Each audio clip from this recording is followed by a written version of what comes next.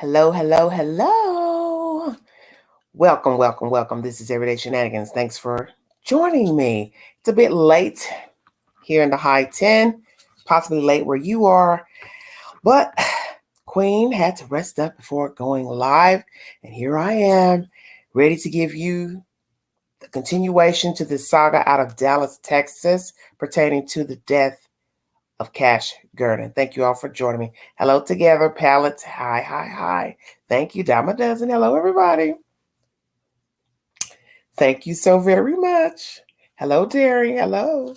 Thank you all for joining me. Yes, there's an update pertaining to Darryinn Brown.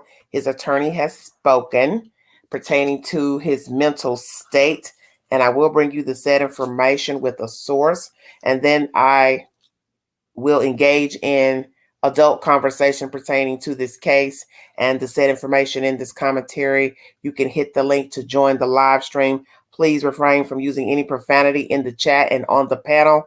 You're welcome to give your opinion. We can agree to disagree. Hello, Tori. Hi, Marcella. How you doing? Thank you. Hello, Miss Dee Dee. Hi. How is everybody doing? Thank you. Hello, Crystal. Hi, darling. Hello, hello, hello. 16 in the room. Maybe I'll let a few more of you get in here. Okay. Thank you, thank you, thank you. Thank you, Steph. Thank you so much. I appreciate it. Hope you all are well. I'm a little parched, so excuse me.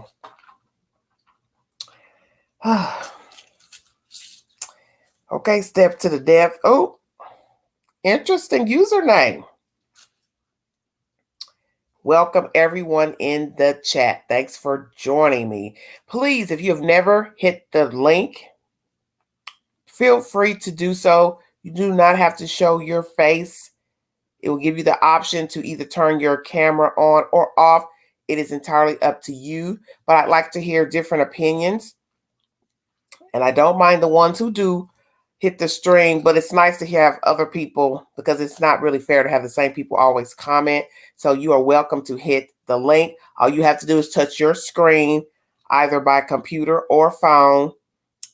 Touch where you see the link. One of the mods will drop it, or you can scroll up to the top of this screen and hit the link and join the live and be heard and weigh in. Hello, Donna. How are you? Thank you so much for joining me. Got 21 in. I'm going to go ahead and get started. If you need a source, Fox 4 KDFW is the source. Attorney claims man accused of killing Dallas 4-year-old is schizophrenic. Let me see if I can play this audio here. Probably not. I'm not going to because I'm on another device that probably won't play it well. The attorney defending the man suspected in the recent kidnapping and murder of a 4-year-old boy in Dallas believes his client suffers from schizophrenia. Darryinn Brown, 18, is charged with kidnapping 4-year-old Cash Gurden and could face an additional charge for the boy's murder. He is also charged with burglary. Brown and his attorney, Heath Harris, say he's not guilty on all current charges, despite Dallas police saying capital murder charges are likely coming when the forensic exam is complete. Meanwhile, Brown's attorney says he's looking forward to defending him. 2.5 weeks after police say Cash was kidnapped from his home and discovered dead in a Dallas street, a memorial still stands. Meanwhile, Brown sits in the county jail facing kidnapping and burglary charges in connection to the child's disappearance and death. And while detectives continue to build their case, Harris says he's doing the same. He spoke on camera to Fox 4 for the first time. My thing is just I want all the evidence to come out, the attorney said. Trevor Gurden says Monica Sherrod, a friend of his, had been looking after his son Cash and his twin brother. Brown's arrest affidavit says Sherrod identified Brown in surveillance video from the boy's room as the person who took Cash from his crib. Less than 2 hours later, police say the 4-year-old was found dead with multiple stab wounds just blocks away. Sherrod's son, Cameron Morey, also lives with the twins. He spoke to Fox 4 days after the murder. He revealed he knew Brown. What he did was wrong, and I don't know what made him think that this is all right and this is okay, Morey said. Police say Brown also lived in the same Southwest Dallas neighborhood, but Harris says that is not Brown in the video. They may have a witness that is testifying that it's Brown, but I want an opportunity to challenge that witness, Harris said. Even if you believe that it's Brown in the video taking cash out of the crib, okay, then what happened? What happened? You have 3 seconds. Court records also revealed in February, Brown broke into a home a few doors down from where the 4-year-old lived, assaulted a homeowner, and tried to take his 2-year-old granddaughter. The grandfather only pressed charges 3 days after Cash was found dead. According to court documents, the grandfather did not press charges right away because Monica Sherrod claimed Brown was going through a mental crisis and would sometimes stay at her house. Harris confirms Brown had been to a mental health facility but was later released. Based on what I believe, I am going to be able to support this kid is schizophrenic, he said. We want to see if this was a situation where it's a whodunit or a simple question of why wasn't this prevented? A motive still a mystery. The medical examiner said the autopsy report is not available yet and could take more than a month before its release. If you need verification for the storyline, Fox 4 KDFW is the source. So he has an attorney, Darryinn Brown. He's being charged with kidnapping, burglary, and also got new charges on from this alleged attempted abduction of a smaller girl child back in February. His attorney claims he is not guilty on all current charges, although capital murder charges may be on the horizon in the future after the forensic exam has been completed. And he also claims that he is looking forward to defending Darryinn Brown. Okay. Let's see. He's waiting for all the evidence to come out. And basically he's saying, even if that's him in the video, what happened? What happened?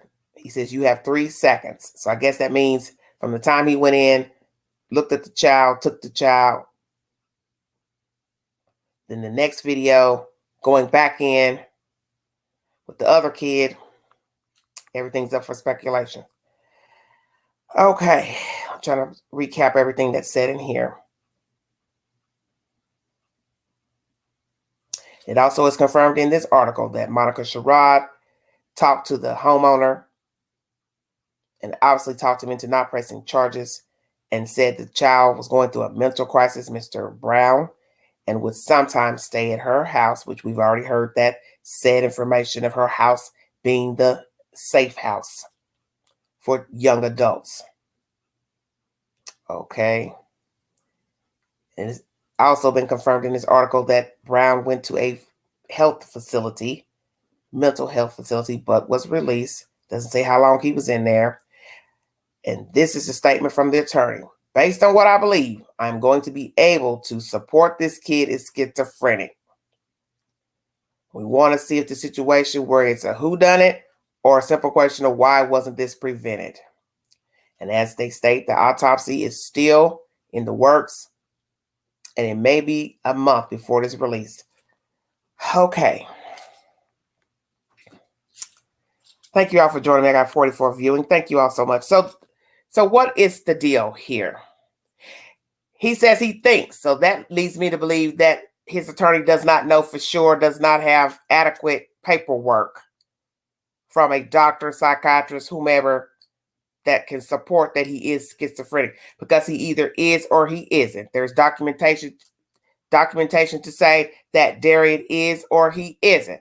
But he's basically saying, I'm going to be able to support it. So when you say that, that means that you either know. So you know or you don't know. So see, his words are kind of contradictory too. I believe he's schizophrenic. Well, if you know he's schizophrenic, then you would say, I have proof that Darryinn Brown is schizophrenic. Yeah. Is he schizophrenic? Did he have an episode that night?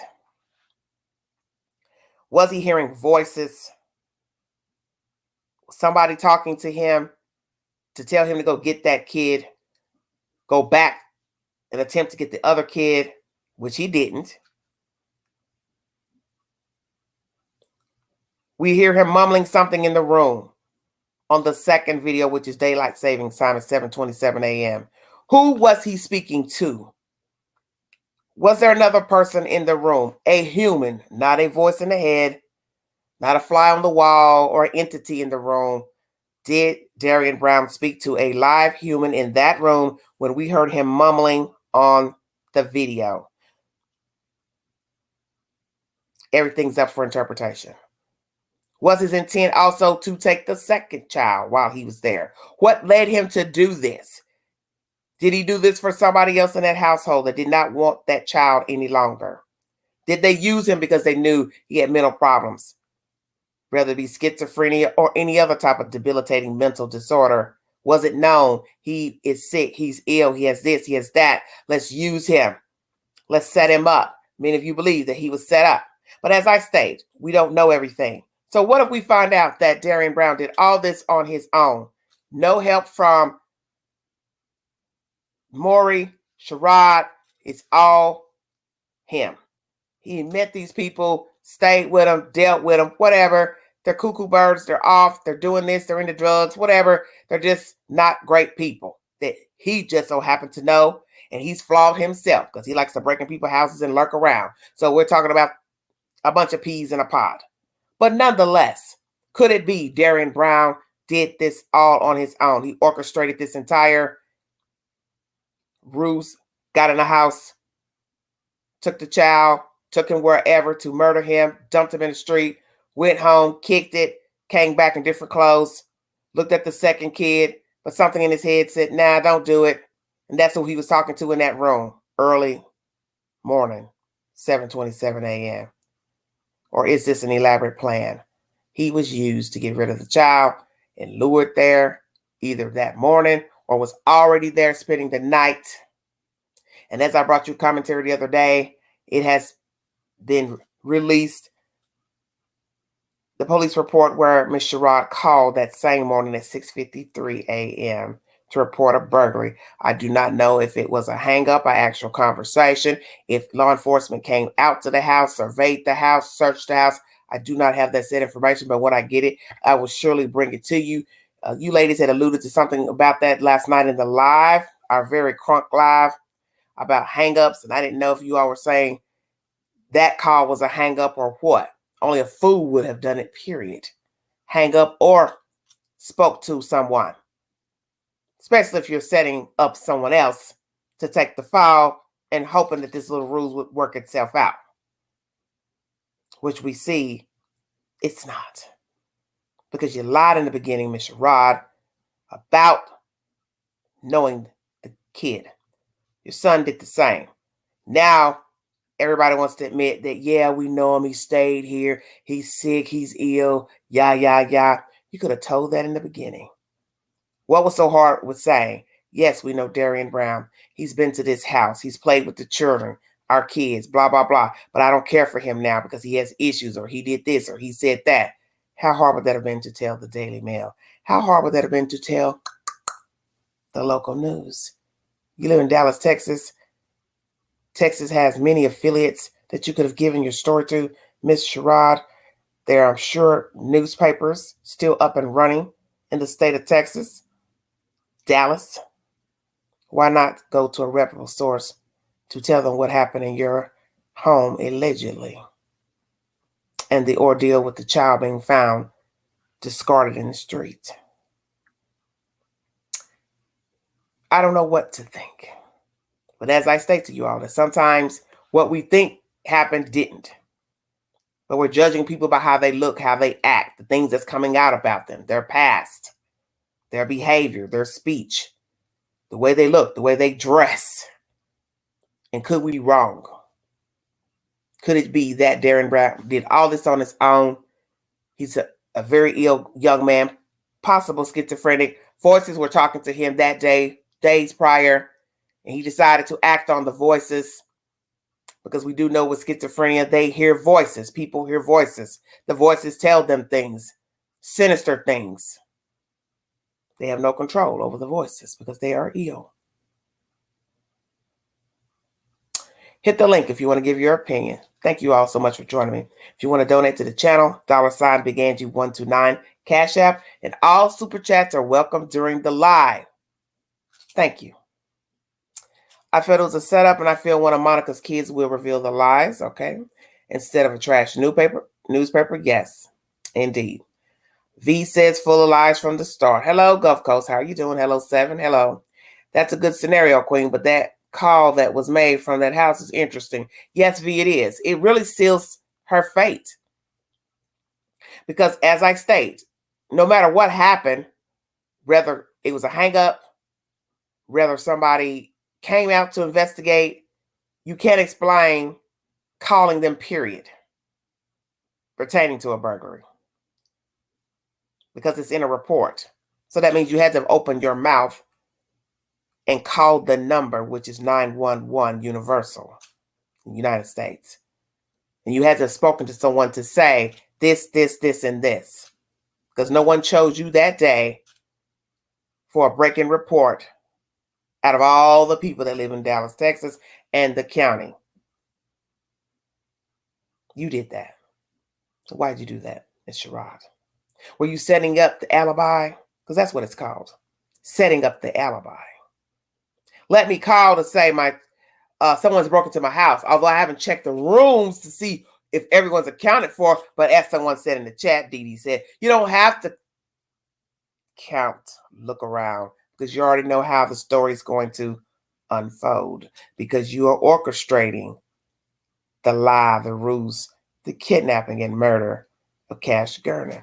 Is that how that happened? Possible one of the kids called and was told to hang up. I don't know. I don't even know if there was a hang up. I don't have verification of what took place at that house. Be it a phone call to the police, a hang up, what happened with the children, what we actually saw in the video, if that's a concurrent video surveillance that is concurrent, like straight through, same day, no timestamp, I can't say. I put it at the top, Air Force. Lord, I don't know why every time I drop this link, y'all say it's never there. Oh, Lord, have mercy. Strange to me. It's the first thing I put up there after I said hello. I don't know. Okay. Very odd. Very, very strange. Thank you all for joining me.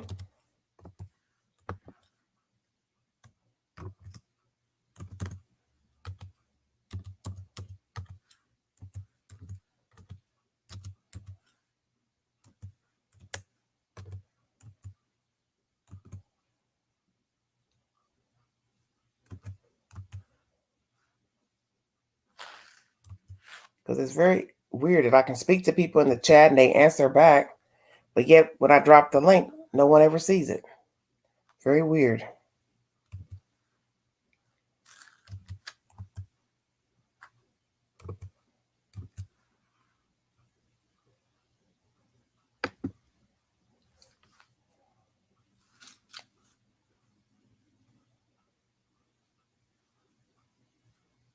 Air Force, how you gonna tell me what I did?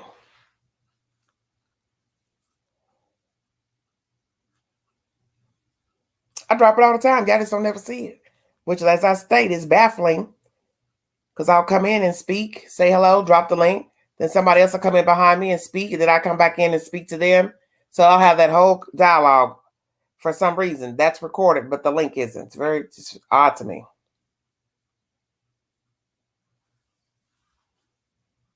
Thank you all for joining me. 79 viewing. Is Darryinn Brown a schizophrenic? Does his attorney know or he don't know? Is he getting word from his mama, daddy? What's the 411? What is the truth pertaining to his mental state?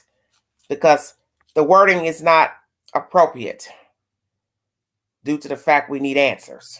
He either is or he is not. But to say, I think he is, I believe he is, that's not saying that he is. So what is he? You can't say, oh, I'm going to prove he is. Well, how are you going to prove something if you haven't verified he is? I don't know. I heard today that Darryinn bio dad is in jail, prison for murder. Have you heard this to be? No, I have not, Cassie. I have not. Interesting. Ooh. Wow. His bio dad is in prison for murder. Well, if indeed he killed that child, well, you know about the apple in the tree. Mercy me. That's not good.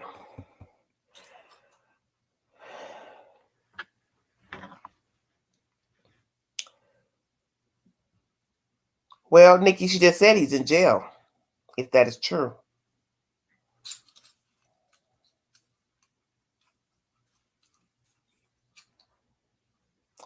Hit the link if you want to give your opinion pertaining to his attorney speaking that he may be schizophrenic.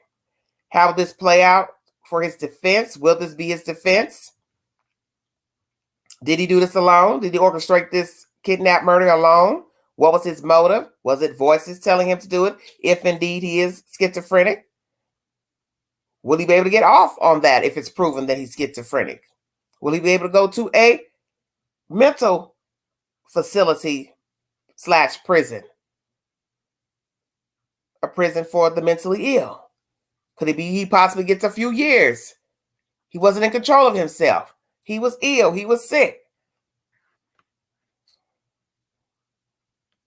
Very interesting. Even if he is schizophrenic, that seals the deal right there, because Monica knew all along that he had mental issues, and I think they set him up. Okay.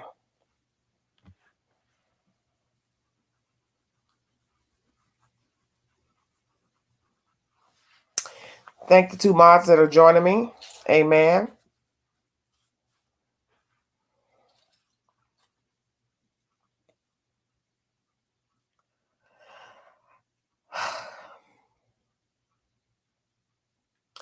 $85 viewing. Only a few in the chat chatting.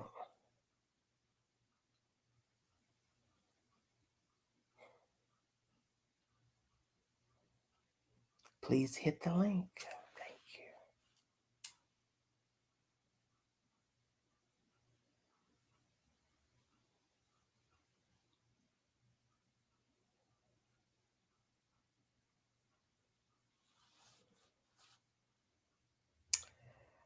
Well, hello, Miss Evans. How are you doing, dear?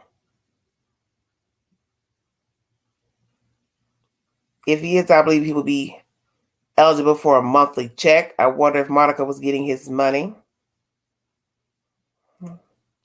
Well, as I state, he does have parents. So if he was legally living with his parents, and it is said that he was living with his parents, then they would be getting his check if indeed he got a disability check. So do they even know if he was diagnosed, or are they trying to get him diagnosed now? Gulf Coast, I haven't a clue, honey.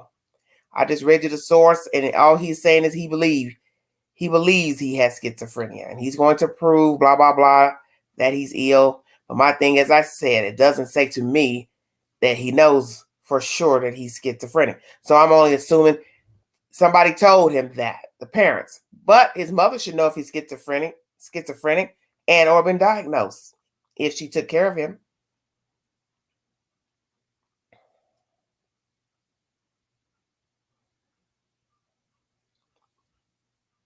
Monica could also manipulate him to trying to kidnap the little girl. Why would she do that, Cassie? If he got a disability check, he is old enough to be his own payee. Yes, now he is. Yes. Unless they deem he's unfit to manage his own money. The mods have dropped the link. Please hit the link if you want to come up and give your opinion pertaining to Darryinn Brown having an attorney now, and the attorney saying he believes that Mr. Brown is schizophrenic.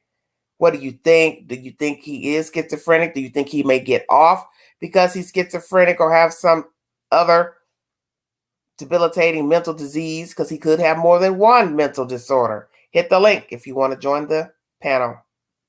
Hello, Joel. How are you? If it has not been confirmed by his doctors, the lawyer cannot make a statement confirming it. HIPAA. Okay, Joelle. Ooh, y'all get so technical. Hello, Jackie. How are you?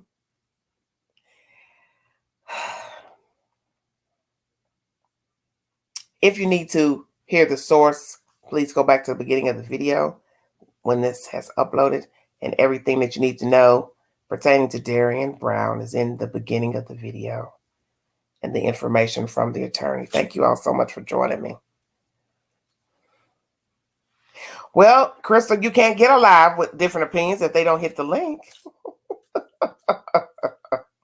I just, as I say, a tough crowd. 85 viewing. Thank you all. Something smells rotten with this entire case. I feel they are all involved. Good old faithful comes to the rescue. Amen. Thank you, Jesus. You all are killing me acting like you can't hit the live. I'm just serious. Come on now. Hello, John Q. Miss Angela, how are you? I'm great. How are you? I'm doing good. Doing good. I see you're still busy putting it out. I'm busy, honey. Look, this big gal can't get no rest for nothing. My bed just says, well, she'll get there eventually. Yeah, I'm praying it's the bed and not the cemetery, because this up is getting a little old. Yeah, you're getting there. You're getting there. How are you? I'm doing good. I've been following your lives. You're hitting some good nails on top of the head. Thank you. Did you watch last night's live? I think I was able to catch it after the live. Okay. It was a bit much. Yeah, but your lives are becoming more and more interesting for the people that you have on your panel. Hello to Crystal Moore. I love hearing her commentary. Yes. She's very passionate, Miss Crystal. That's Mayweather for those of you who don't know. And Air Force 5. I do like hearing his commentary whenever he's up here. Yes. That's another East Coaster. Oh, okay. Yes. Well, you got New York waking up, so I wanted to jump on up here so you wouldn't be by yourself. Yes, because it gets lonely up here, because they just don't understand. I can just read the commentary and upload a video and be doing my thing. I've got a lot of entertainment sitting here waiting on me to just hit the play. But I come up here to try to give the people the information. They won't hit the link, John. I don't know what's going on. Well, that you do.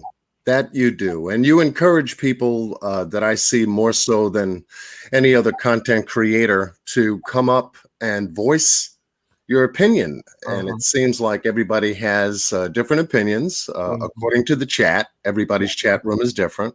Yes. And according to this story now, from what I've followed and what I was able to gather, was never brought out though, but I'm going to bring it out. Because there's one point in this case that has not been brought up yet, but it will be brought up. Okay. That is. Oh, Lord. Okay, here we go. Do I need a drink or? No, you already got one. You don't get up to that cup. That's lemonade. That's lemonade. Oh, okay. Well, let me get mine too. Hold on. Anyway. The main point that I looked at was the fact that those boys should not have even been at that location at all. When we take a look at how they got there, if Trevor didn't have outstanding warrants on him, do you think he would have taken the boys with him? But see, that's the whole point. That's why he allegedly went on the run, because he had the warrants and knew 9 times out of 10 I'm going to have to do some jail time. So I'd rather just go on the lam, leave these kids with her. I trust her. Yeah. I'm out of here. Right. That's the point. That is the point. I'd rather leave them with Monica. Now, Monica on her side didn't know that this was ever going to happen, that he was going to leave them with her. And for a time duration, she couldn't even figure out, well, for how long were the boys going to be with her until either he came back to pick them up, or the biological mother was notified to pick them up. You see? So in my mind, those boys should not have even been there. You see what I'm saying? Had they not been there, we wouldn't be talking about this case. But that's it. But see, that's the whole point of, as I talk about these type of people, they do crazy things because they're not living right. That's how they got there. The daddy wasn't living. He was pillar to post. Think about this for a minute. This man got out of jail allegedly. The mother drops off the kids allegedly. He's living with his mother, grandmother, whomever, with these two kids. Who knows what happened between he and his mother for him to go leave her house with those kids allegedly, to end up with this woman who's already got a packed full house. So something must have popped off with his mama for him to get over here to her house. Because frankly, I wouldn't take my kids to another woman's house who already has a house full. Right. I don't know how it's going to work with me and her kids, how my kids going to work out with their kids, how their kids are going to receive my kids, finances, this and that. Those are all the things you're supposed to consider when going to someone's house, period. Right. And I agree. Child or no child. And that's how all of this has unfolded. You know, where these boys ended up with her, he ended up leaving. He's running on the lam or whatever like that, avoiding arrests. And now these two boys are in a place that they wouldn't normally have been. You see what I'm saying? Yeah. So when this began to unfold, I guess on Monica's part, you know, I believe she didn't have the resources to really cover for these boys financially. Well, you know that now with all the needing money. Yeah. Yeah. So, and we also have to consider too that by this happening and the boys being left there by the biological father, this threw Monica's house off of their daily routine. They have 2 extra children now in the household that they didn't have before.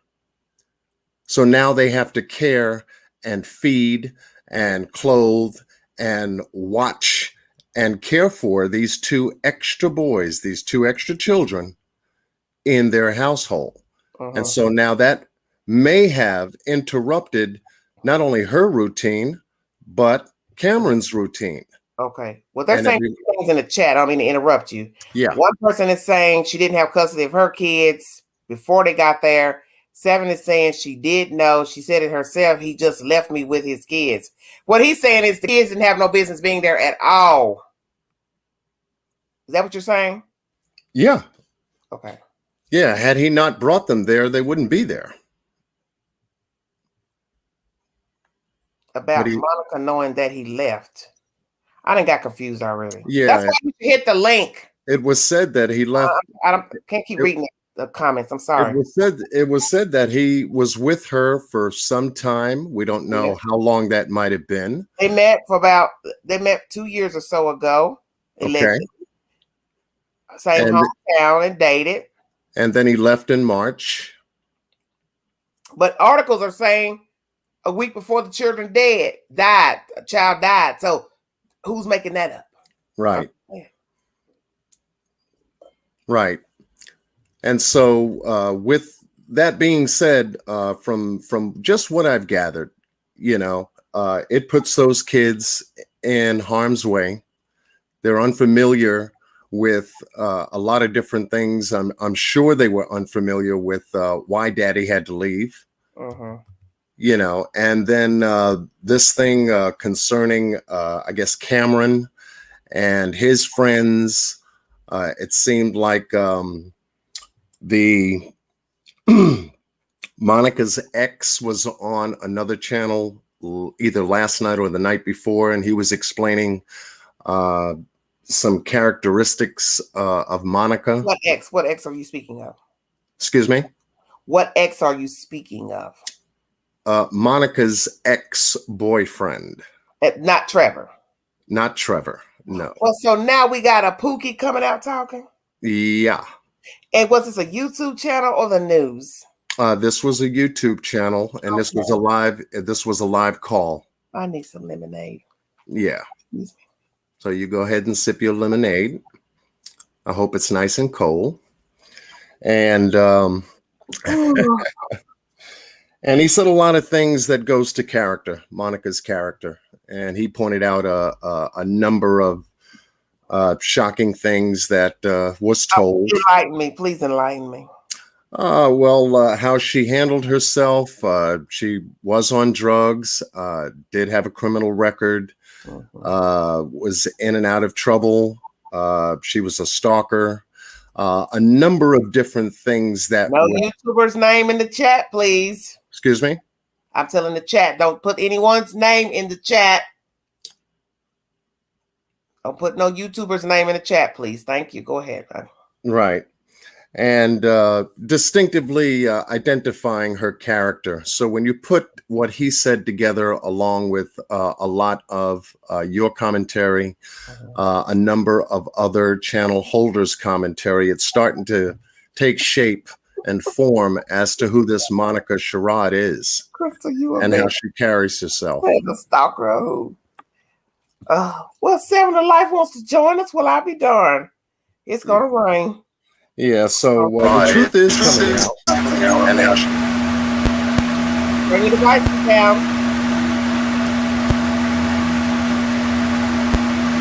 Seven of Life. Bring your devices down. Stalker of who? Can you hear me, Queen? Gotta turn your stuff down. Can you hear me? Yeah, but it's fuzzy. Yeah, it's fuzzy.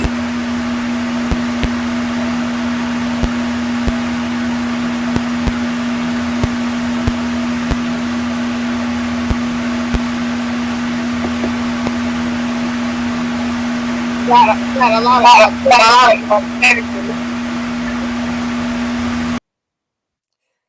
Okay, John, what were you saying? yeah, and so with that, which was very interesting, if you get a chance to find out who that channel holder is, I'll be very discretionary at this point, mentioning any names. You'll find it very interesting as to what he actually talked with the channel holder about. It was a lengthy conversation. She didn't hold any questions back. She asked some very hard questions about his relationship with Monica and how long it was. And I think they had an 8-year relationship, so there was plenty to say there. I see. And it was very interesting. So if you can find that information and listen to it for yourself, you'll be able to gather some information for your notes. Okay. What do you think about what the lawyer's saying? He thinks he's schizophrenic. Well, if he is, he will definitely have to investigate that. Obviously, have a medical evaluation done on Darryinn to prove any kind of case if they're looking to try to plead an insanity case due to a possible mental illness going on with Darryinn. Being that it has now come up and he is, making a statement in regards to his mental health, there will be a medical evaluation done on him, obviously, and he's building his defense right now. What do you think? Let's say he did this on his own, everything. He is schizophrenic. Do you think he could possibly get out of prison one day? If found guilty. Well, if he is found to have schizophrenia, it will determine by what degree, because there are many forms of schizophrenia that is out there. What medication or how it's being treated, what doctor evaluations, how long has his schizophrenia been a part of his life. They do state that schizophrenia starts in young males at the age of 20, depending on their lifestyle, how they've been brought up, and things of that nature. Any physical trauma that they have suffered well before their adulthood, and a number of other factors that have to be looked into.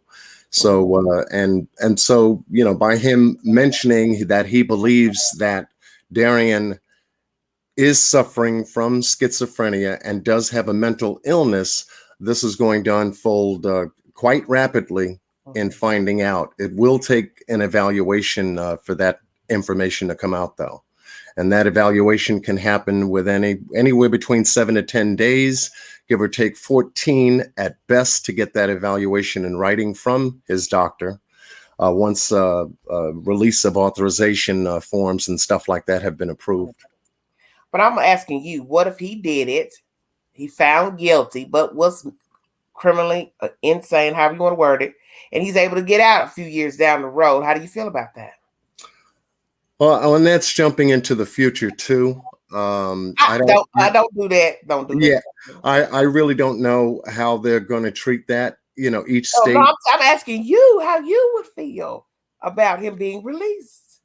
That's what I'm asking you. Oh, I mean, you know, anybody would feel bad about it. You know, to have somebody. I don't know. Don't say that. Don't say that, because there's some who wouldn't. What's that? There's some who wouldn't. Yeah, there are those out there too. You know, give or take. You know, but you know, if he's ever released in that way, you know, what's to become of the whole idea of thank you, V, of this case, you know? So 7 to life, you don't have to show yourself to speak. But I think Monica Sherrod has definitely got an uphill climb with her case, though. What do you think of her? You are being very evasive in my life. From who? You're not really giving your opinion about the people. Well, I'm just coming on to all of this information. I've been digging at it like you have. You know, you've been doing some hard work. You don't have no opinion of Miss Sherrod, Mr. Q. Yeah, I think she's bugged out. I really do. Bugged out. What does that mean? Bugged with that. That's the term we use here in New York. People are bugged out. You know, if you look at her, if you look at her house, from what we've seen, a lot of different. That MTV spread. I heard it called a trap house. Oh, honey. Yeah, she looks like she has a lot of issues going on. Queen, shut your mouth. Yeah. So we'll find out more about that as the story unfolds anyway. Okay. Yeah. Do you think it's a setup? Or can you not just give your opinion on the case at all, sir? Well, not yet. Not yet. I really couldn't go into anything that I would feel confident in saying at this point, because like I said, I just jumped onto parts and pieces of the information. I've been working on the Orrin and Orson West case. And then when this came up, I said, oh, wow, another story. You know, I wonder what's going on now. And then I was able to watch a little bit of the video that was put out. And then a lot of the YouTube channels light up on the story. So, okay. And this was relatively over the last few days. Okay. Okay. Yeah. Okay. So me not being able to give my full opinion at this time. Yeah, I was hoping you was gonna come up. Give it some time. Give me some time on that. But I wanted to jump up here. I haven't spoken to you in a while. I know you've been busy, so I wanted to catch up with you and your chat in reference to the story. I'm trying to rest. Look, I hope tomorrow will be a good rest day. We'll see if don't nothing else jump off with these people. Yeah, because every day it's something with this case. Absolutely. And it seems like more and more comes out on a daily basis on this case. There's twists and turns of Monica's, I guess, parents that are wrapped up in this somehow. That's starting to put yourself in there. What's that? They put themselves in there. Yeah, it seems like they injected. Oh, you know that in most cases, people love to immerse themselves in stuff. Yeah, I think Monica tipped her hand too when I believe she had mentioned to either the news in reference to Darrynn's mental capabilities or stability. in regards to the extra 2 charges that ended up showing up, that popped up on him recently regarding the grandparent. Mm-hmm. Yeah, and the little girl that he supposedly grabbed when she was with the grandfather, and they had some kind of a confrontation on that. Mm-hmm. So it sounded like she ran to his defense by stating that he had a mental condition.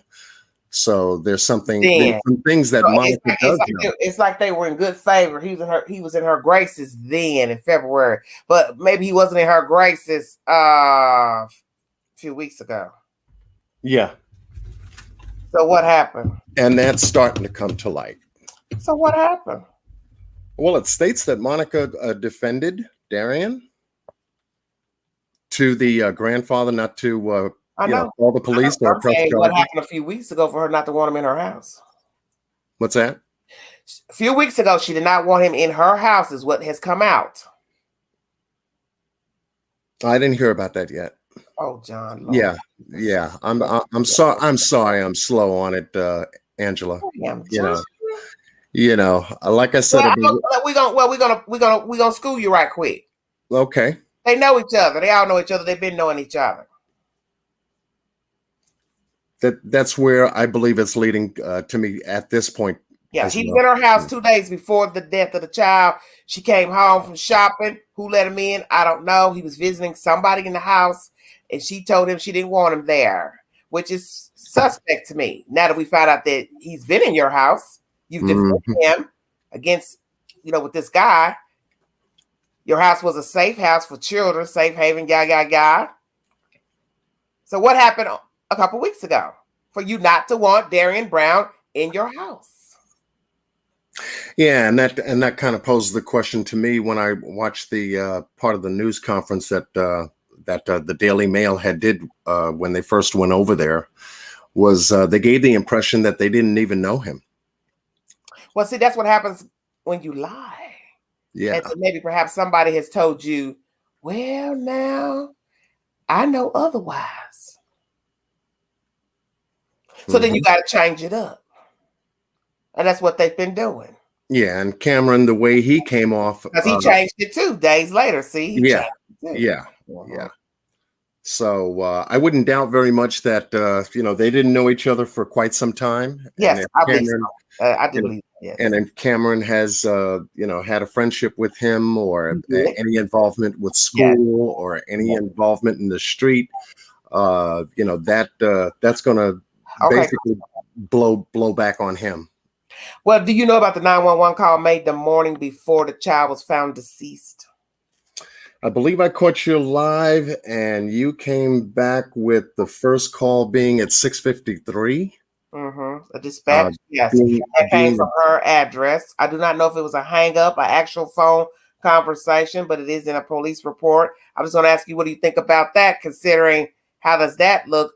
You called them, yet a child was dead 3 minutes behind time down the street. Right. And then 6:53 to 7:27, we supposedly, allegedly see short window to be breaking and entering. Come on. Yeah, I'm surprised they didn't pass each other in the hallway. Shut your mouth. You want some Fruit Loops or Cheerios? What you want? Skim milk, whole milk. I'm surprised they didn't pass each other in the hallway. You need to use the bathroom? I'm in the bathroom. You need to use it before I go take a shower. What's up? Yeah, like that.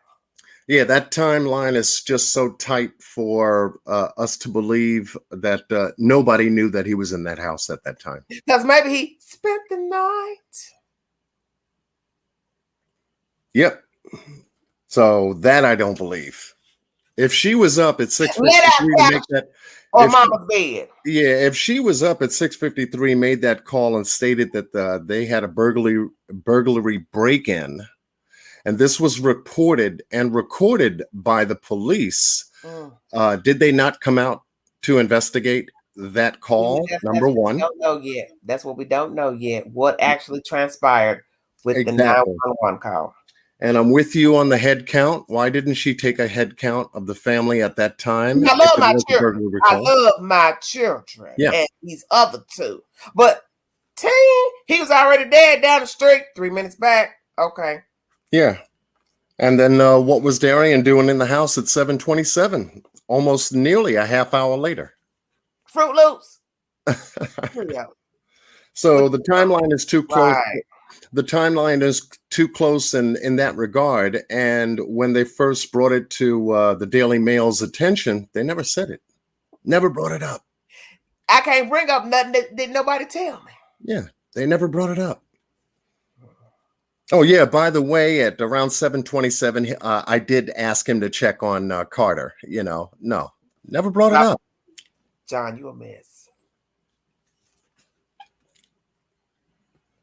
So had he eaten Fruit Loops before he went to see the Carter?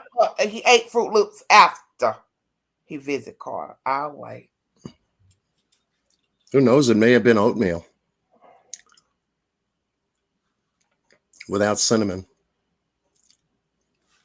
Who said she went to sleep, V, after calling at 6:53? I got work to do. Shut up. Yeah, there would have been no way she would have went back to sleep after making a call like that. Who would make a call to police stating that they had a burglary break-in in their house and then go back to sleep? Okay, Miss Jennifer. Well, that's the whole point. Yeah. That most people would think, honey, there's no way you went to sleep. Especially after seeing your interview with the Daily Mail. Yeah, because her eyes were super wide. Super wide. She looked like an owl. You know how to sugarcoat something, don't you? She looked like an owl. I was wondering. Look, you're talking very professional up here. Queen is trying to stay very nice in this live. I'm trying not to get beside myself like I did last night. We got a little unruly in that live. Well, yeah. You do like to keep. Well, you do like to keep it fair and balanced. So if I jumped up here, we can go back and forth a little bit and give it the time tested vetting that it needs to. Really, from your perspective and what you've been able to investigate from the little information that I've been able to go on. So, and there are some points to this case that are showing some real big foul play all over the place. Jennifer says she looks spooked. Jennifer, stop playing. She was geeked up. Come on now.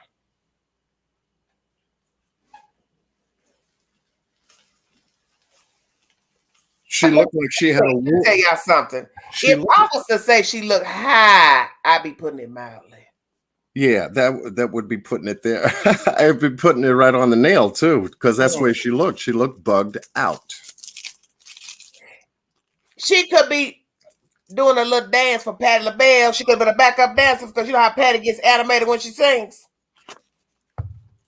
Who knows? Maybe she got a hit of something before the Daily Mail got to her, and just to Patti LaBelle backup singer dance. Yeah.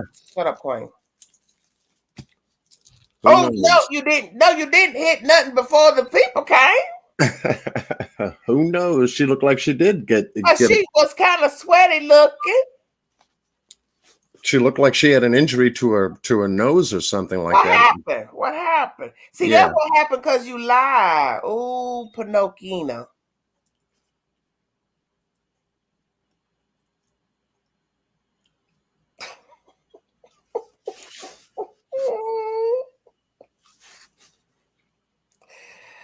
Somebody told me she looked like she's on Oxy. Well, Moonchild, does it matter? We got to be specific about the drug. Let me see. Hydros, Oxy, heroin, meth, ice, fentanyl, G, Wally. So many choices. Come on now. Yeah, she looked, from the appearance, from what I've seen, she looked dehydrated. She wasn't really ready to be interviewed, give or take whether she knew what she was looking like at that time. I mean, who would give an interview like that Well, obviously she did, though. She was confident to feel that she was confident to do the interview in the first place. And then same thing with Cameron. If you take a look at his interview and look at him, they almost look like brother and sister. Hell, maybe they are.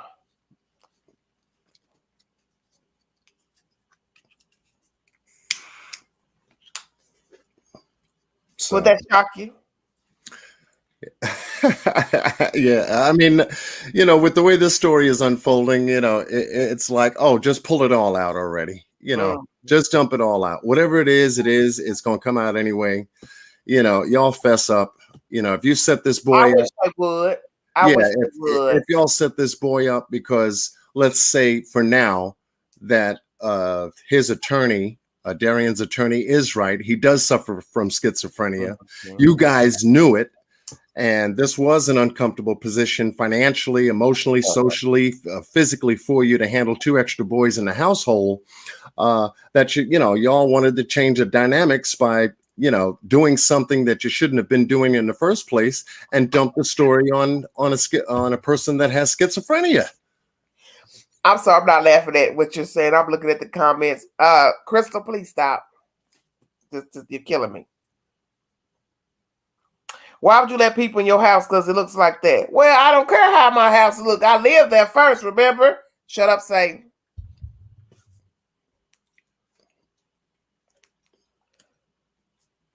What I care about that house? I don't care about myself. I don't care about no house. That's why we talking about a dead kid. Stay woke.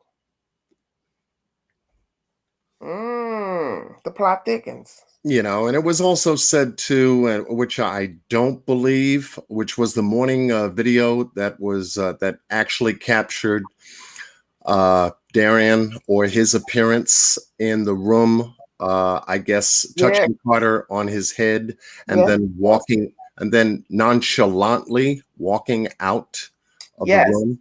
Going to get me some Fruit Loops. Yeah, so that appeared to me that he was comfortable with where he was. Very comfortable.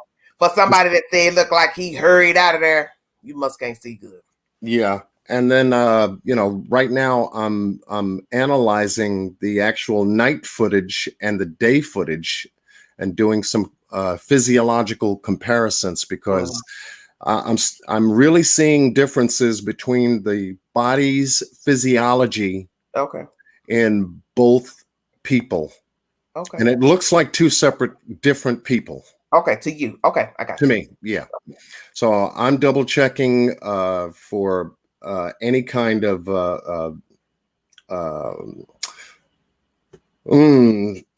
from skin coloration, and it's hard because if you have night vision, a night vision camera, that's actually taking it can be distorted with your skin a different almost like a reverse negative type of situation, and then see it in color. Then you've got to go and start to take a look at points of physiology: shoulders, stomach, height. What would make Darryn change his clothes from that morning? From allegedly, that means he was busy. He didn't get no sleep. Stay well. Yeah. I mean, it's a lot. It's busy. If you take a look at both those videos, it looks like that person was very, very busy. So it's a lot to analyze there, and a lot to look at in terms of physiology. It looks like straight hair. Then again, it could be curly hair. Then again, it could be. I was thrown off with the hair thing. I go back and forth on that. Yeah, dreadlocks. Back here, it looks one way. Then blowed up, it looked another way. Yeah, so. Yeah, shoe size. If you can determine shoe size from there, we're looking at that. Oh, no, you didn't. We're looking at how high the pants was on the weight, how low the jacket was, past the waist. Yes. Chin shapes, the shape of the nose. There's a lot to look at. It's a lot to look at. Okay. What were the glasses for at night versus no glasses in the morning? Right, because if I wear glasses, I wear them all the time. Yeah. So it's a lot there to feed off of, and that's what I'm looking at the And moment. those are the things you should always pay attention to. Yeah, The start. and it's the little things as well, because looking at the night vision video. Lord, I did. Oh my God. Yeah, looking at the night vision video, you actually see when um, you actually see when he picked up the child, he moved more toward the left where the sliding glass doors were. Mm-hmm. In the morning, when we see I gotta watch it again so I can see the tour, because that's where I'm thrown off is the tour. Yeah, and the visual of the room and what is what, you know what I'm saying? Yeah, and the morning video, you actually see Darryinn nonchalantly move off to the right of the room and disappear from camera view. Okay. You see, so there's a lot of aspects that I'm looking at, specifically. So different ways to enter the room. Yeah, to determine whether this is two different physical people that have been captured on video, and this story is linked more. Somebody in the chat said the glasses got knocked off during the assault. Yeah, and it looks like the face mask came down as well. Yeah, but I'm going to let Moonchild chime in, and I'll just mute up. You don't have to mute up. Just you don't want to listen. Well, yeah, I'm going to listen just in case we get feedback. I got you. Moonchild, chat along. I'm all right, Queen. How you doing? I'm good. Can you hear me? So what do you think about him? Yes. So what do you think about the attorney saying he believes he is schizophrenic? Okay, so this is what I'm thinking. When Darryinn went into the mental health facility, he would have been assessed in there. So if he was diagnosed with schizophrenia, he would have already had that diagnosis from there. So I don't understand why his lawyer is trying to say. How hard would it be to find out? Well, exactly. And if he's already been mentally assessed, then they would have diagnosed him with that. I think the defense attorney is watching all of these videos and gathering all kinds of information and going to utilize all the I think they're going to use the angles that people are talking about online, because people are saying, there's two different people in the video. So the lawyer now is trying to make speculation that it's not DB in the video. Everybody's trying to say and now the lawyer saying too that if he is found, if he is diagnosed with schizophrenia, then we need to look at who let him out, or why was he able to be in the community. Well, sorry, normally schizophrenics aren't violent and doing those naughty things. I know everybody's got an opinion, but I really truly believe he did it. I know this is complex, but stay with me here, Queen. Okay, check this out. DB was over at the house. Everybody was buddies there. They do drugs together, whatever. Something happened, and maybe Monica saw DB touching Cash. I don't remember where I heard this, and it's like this is all speculation, okay? So I heard somewhere that there was a social worker coming to look at Cash because they were they had a report of him being sexually abused or something like that. So I thought maybe DB found out about that and needed to get rid of Cash before they could do that investigation. Okay. So what do you think? So what are you saying? He's the perpetrator? Oh yeah, I definitely believe he's the perpetrator, and I think right now the defense lawyer is trying to put out as much speculation into the world about him, because I'm telling you right now, if that kid went into a behavioral like a behavioral health or mental health facility and he had schizophrenia, he would have been diagnosed at that time. He's trying to find a psychiatrist that'll probably give him that diagnosis, but that is a very, very unique diagnosis. What do you think about what I'm saying?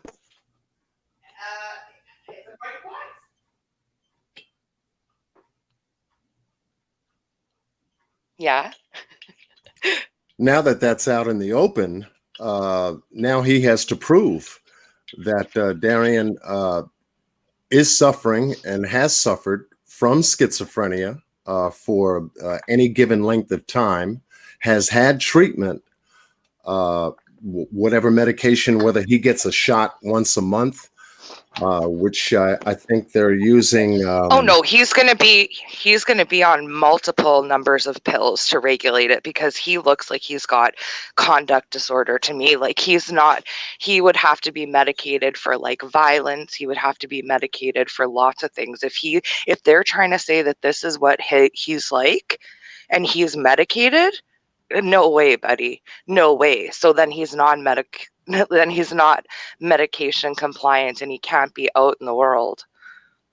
Right, and I'm looking also at the fact of whether he has to self-medicate himself by taking tablets on a daily basis, or if there's a once-a-month shot that he gets to stem off any kind of auditory hallucinations or anything of that sort, because that's mostly how people with schizophrenia are treated.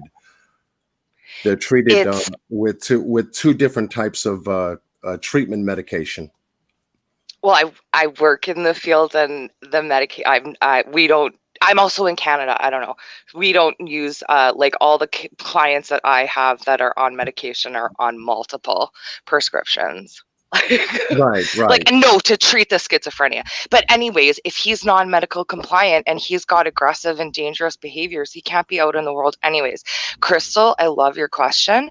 If I did not see the video, oh my God, I can go down like some interesting roads, and I don't know. If I didn't get to see that video, I don't know. I think I would have suspected the parent, like that family. So it does change it seeing the video for me, but I actually see him. He's both of those people. He's creeping around. He's so suspicious looking. And if they were in on it, why would he be being quiet? If he was in on it, why would he be sneaking around? He does the same sort of behavior outside that fence from that neighbor's video. Yeah, I think why would they? And I think somebody mentioned it too. Somebody said in a comment, what if what if Carter was the one that called 911 and somebody hung up? But did you hear, Queen, that it was Monica that called for sure? Well, from another I can't say adamantly. Yeah, from another channel holder that's also working the case, she was able to actually find the report and post it on her channel. I think it was only 8 minutes long. It was a very short video where she actually showed that 653 call from Monica Sherrod. It had her name on it.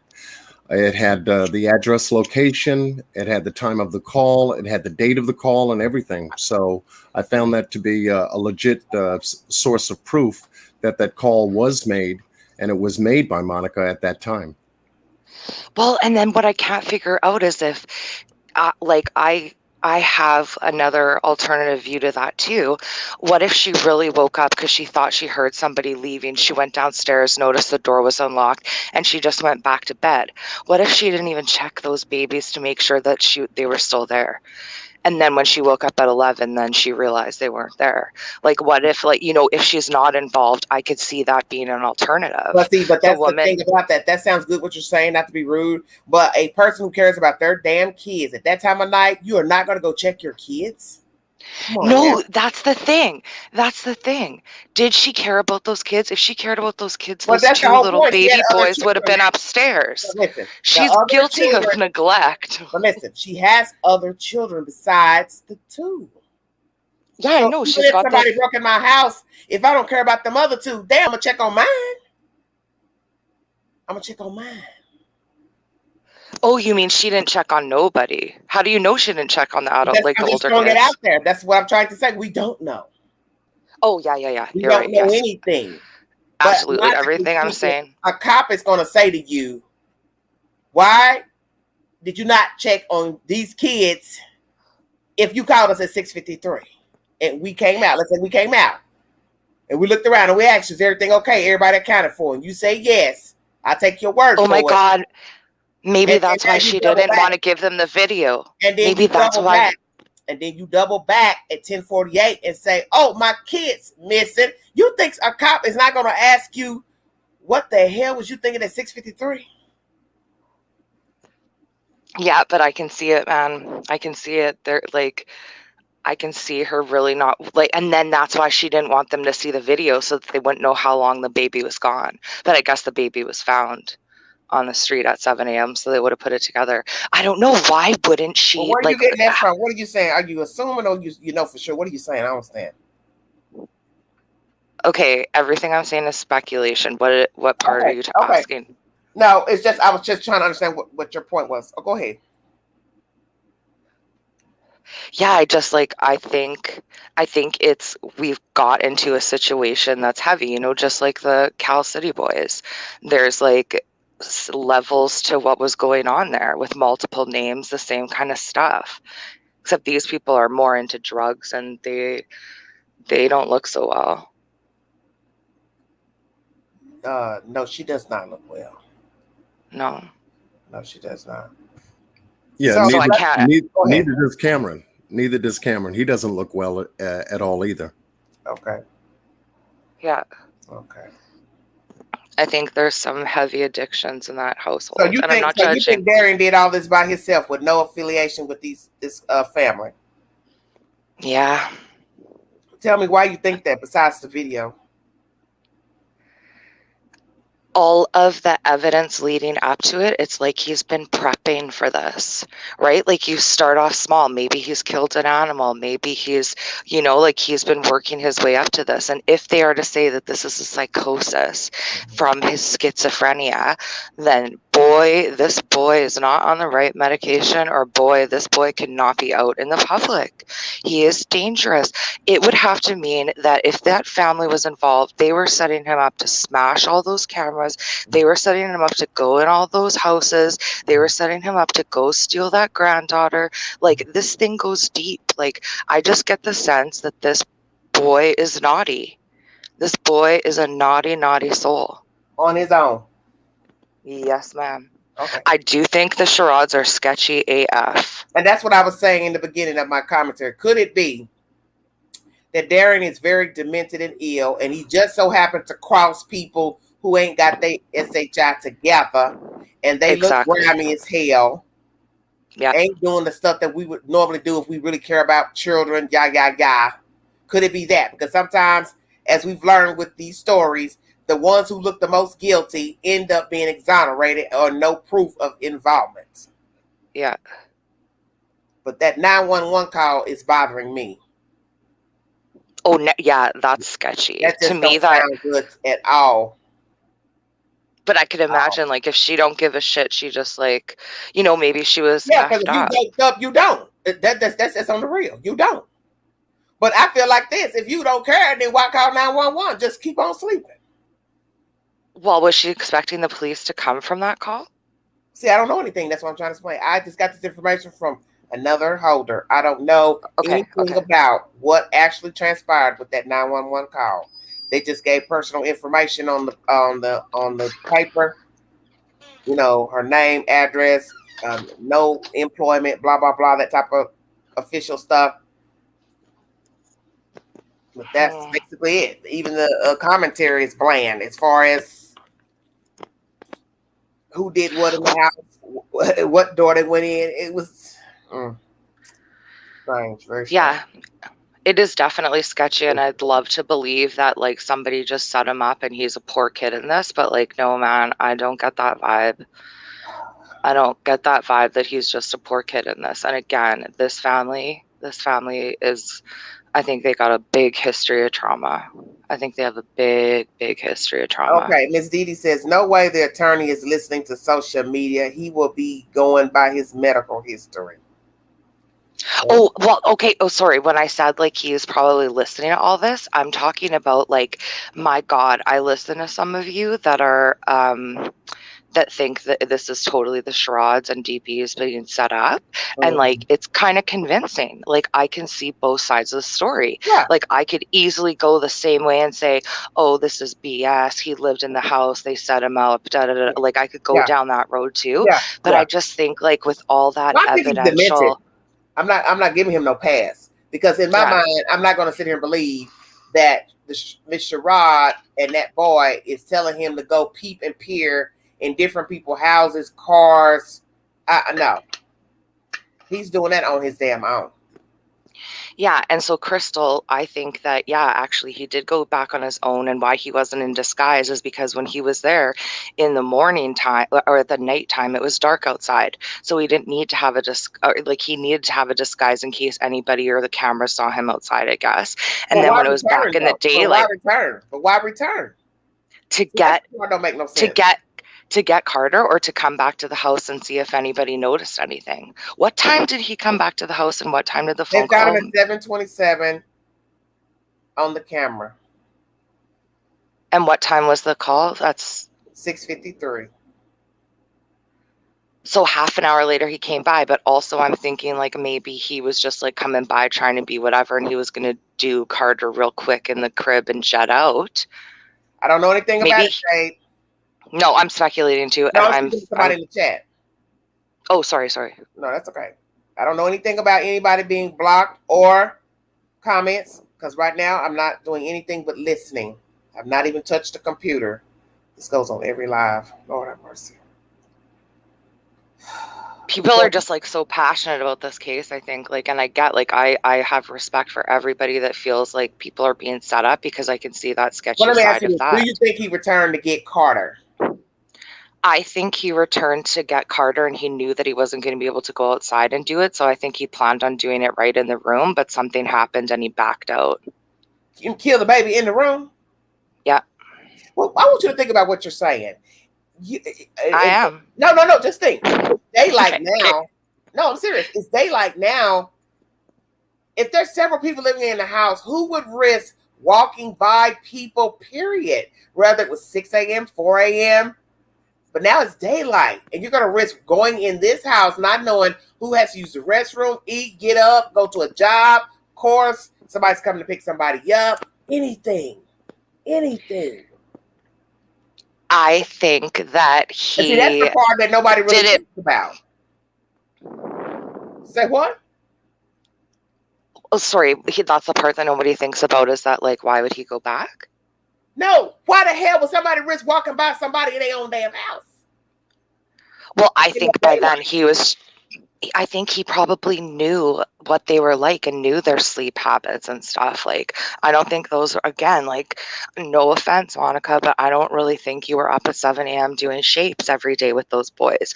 Those boys got themselves Fruit Loops in the morning and took care of themselves. And they may have. And even if I think I know your household, that still has nothing to do with me going in your house, whether I broke in through a garage door, broke door, window. There is still the chance somebody can see me at 4 a.m. or 7 a.m. See, that's the part that's also bothersome to me, the chance of being caught. Where someone could say, what the hell are you doing here? He's fearless, though. Don't remember, he tried to take that baby from that grandpa right in front of him. And possibly, and I've said that in my lives, he's brazen. Yeah. Because the peering and the messing with the cars and vandalizing the cameras, that's all brazen behavior. And perhaps he felt that way, invincible. But still, I don't know if it's just he's getting this rush from this. But still, my other part of my brain says, damn, still, do I want to get caught walking in these people's house? Whether I'm brazen and bold or not. You understand what I'm saying? Yeah, it appeared to me that when he did enter the room and approached Carter in the morning, it did not appear to me that he was there to get Carter, and it was just his demeanor, his physiology as he entered the room, petting Carter on the head, bending down to pet him on the head, and then just gently meander out of that room the way he didn't appear to me that he was approaching Carter to do any kind of physical harm to him, or else he would have just went over directly to Carter, picked him up the same way the other boy got picked up, and walked out the room the same way the other boy got walked out. You see, because he wasn't able to go outside. He wasn't able to go outside this time. It was light out and people were outside. Yeah, that may be true. That may be true. That's why I think he was going to do it right in there. Did you guys see the video of showing that he had a knife in his hand? Allegedly a knife. That's not a knife. You hold a knife with 2 fingers? I don't know if it's a little knife, like they said it's a pocket knife. You're going to hold a pocket knife with 2 fingers? I don't know. I never hold knives. I don't know. That's a good point. I'm just saying, that's what I saw, that's what influences me there. And then the fact that he backed off, I'm curious about it, but maybe he thought it's too heat right now to do it. And also there was somebody that said that what he was saying is oh, you got your bed to yourself now. Why would he say that if he wasn't involved in something? And people are trying to say it's 2 different days, and it's well, Cash was in the bed there with his brother, and then the next thing is it's just his brother in the bed, and he says, now you got your crib to yourself. So, you know what? I didn't even think about that. That's a very good point. See, that's a lot of things we don't even focus on at the time when we're speaking. So that's a very valid point, because you're the first person to bring that up. That baby got up, and he ended up, I believe, calling his name. Yeah. In that video. Oh, Cash. So you call that. You call that right. We missed that. We missed that. So and the thing about the video footage itself, the way they released it without timestamps, usually if you have a baby cam or any kind of camera device in play, whether it be digital or she used this from when she had her 14-year-old. Yeah, but I'm thinking this is an old camera that was stop motion. Yeah, part of the evidence to that video footage, it's missing a timestamp, so it's very hard to determine if it was 5 o'clock or 4 a.m. or 3 a.m. How are they identifying the time? Well, how are they identifying it? They've put the timestamps on. Yeah, this is what they have. There must be some way to do it. Yeah, and if the police got the video footage as they did, I'm sure that once they obtained it, they were able to actually see what timestamps appeared on the video. Somebody says kids' cameras don't have timestamps. And this is so choppy because it was motion detected. Yeah, and there are various different models of these cameras too. That will be a problem. Yeah. Well, what I understand is somebody sent me a photo the other day of a picture of him playing in the floor in that room, and right down by the wall, all the way to the bottom, there's a little bitty camera, and I'm thinking, why would you put a camera way down to the floor? That's odd to me. That's odd to me too. That's just not normal. To me, it looked like it was but it looked like one that you plug in, right? So it looked like it was one that had to be plugged into a plug. So I think that maybe if the plug was higher, they would have had it higher. But it is creepy. So also, a person could say, you put that camera there for somebody who may be coming in there doing something, and you didn't want them to notice the camera. Thought about that. Ooh. Because that's an odd place to put a camera, because you can run a cord anywhere. And then again, for a camera just to be in that location only. Yeah, it was down as low as, look, he was on that floor playing. That's how low the camera was, at the size of a toddler, because he's down low playing. That camera was down the size of a toddler. So that's what I thought was odd. Why would you put it down there? Was that the only camera? Was that the only camera in the house? Well, maybe we don't know anything. Yeah. It's just somebody caught it in a still photograph of him playing in the room. And you can see a little bitty camera latched onto a wall. Yeah. It's down as low as him. It's just a peculiar place, because I've never heard of anyone putting a camera that low to the ground. Yeah. Now, I don't know how great the camera is as far as picking up a full figure coming in a room.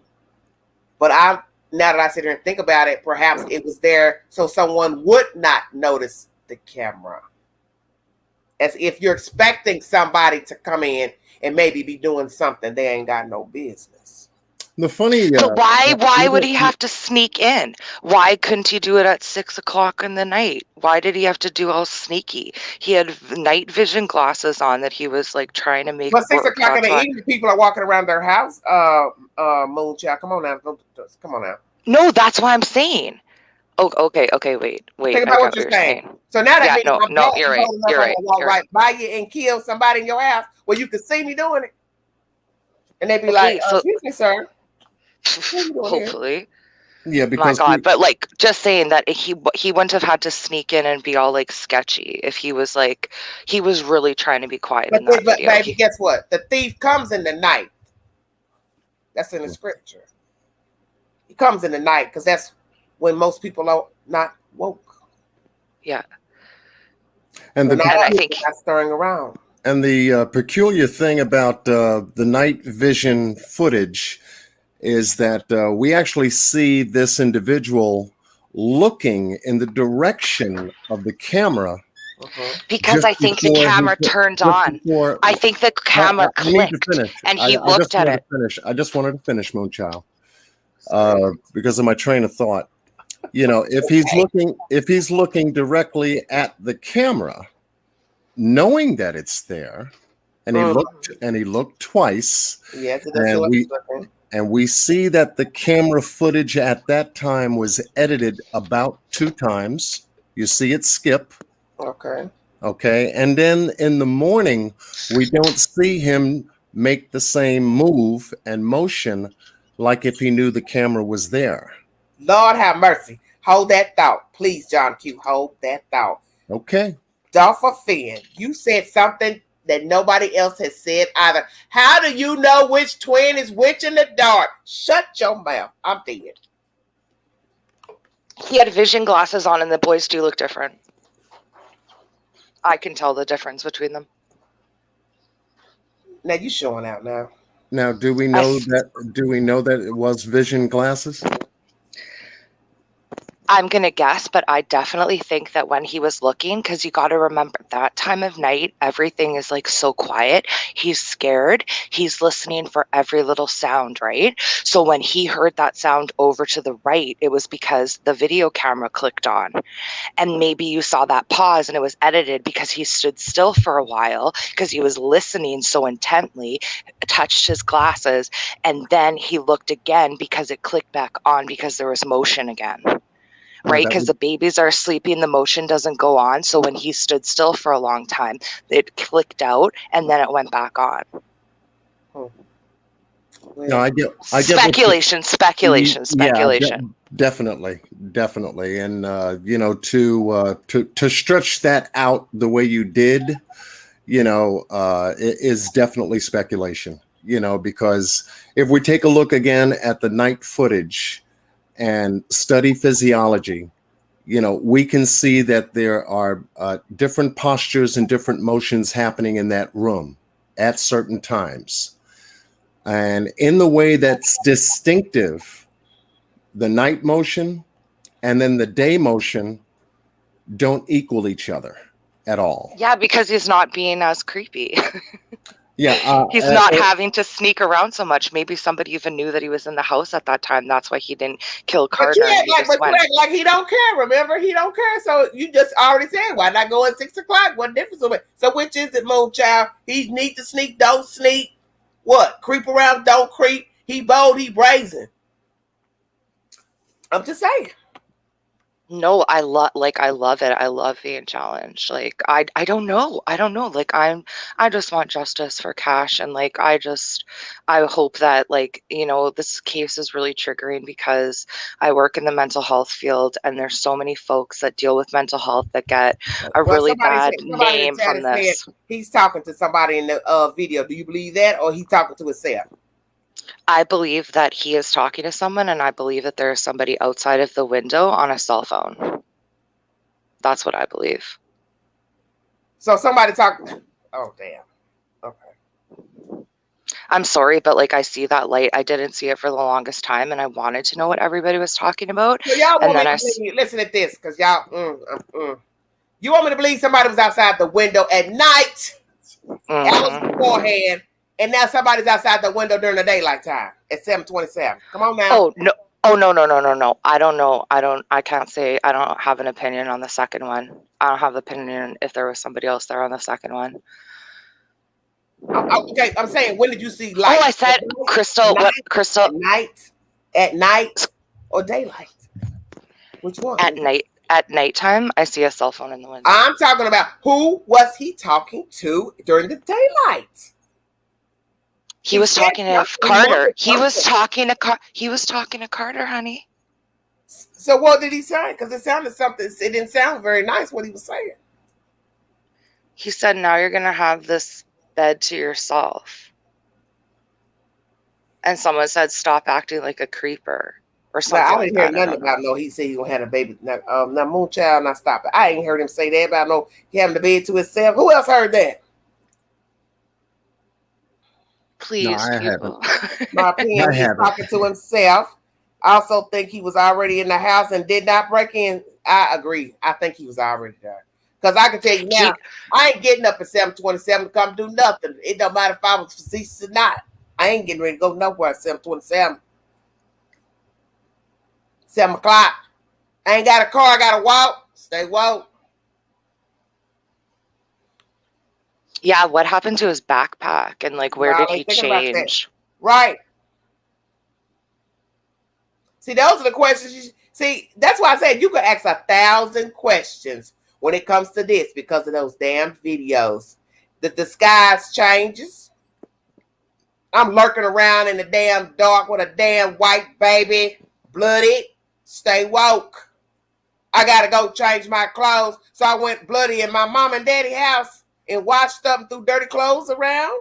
Bloody clothes. Did I venture back out? Or did I do all this, dump the baby, and went back to Sherrod's house and changed my clothes? Because I was there. Oh, Lord. And then you also That's a good one, Queen. And then you also have to throw in the schizophrenia in there too. Yes. I don't think I think that this lawyer is like fighting for it, John Q. I don't know that he has it because I really strongly feel he's already had a mental health assessment. He would have a diagnosis of schizophrenia. They're trying to get him they're trying to get him to not have to be guilty due to reasons of temporary loss of ability to function. Well, I tell you what, that Miss Sherrod keep doing what she doing. She gonna help him get out of there. How about that? Well, I think that that's going to be smart of the defense to pull on that too, you know? They're going to use that family, that whole situation. Why were the boys there? They're going to pull this whole thing. Like, they'll blow up the charades in this. Yeah, and at the same time, too, we see that the police didn't charge him with murder. They're saying they're waiting on forensic, right? And they're saying the autopsy takes a year, but he was wearing gloves, right? Like, how do we know that he even left anything? He could have so much transfer DNA on him. How do you know he's wearing gloves? I thought I heard somebody say in the video he had gloves on. Does anybody else remember that? Well, in that video, they think it was a lot going on.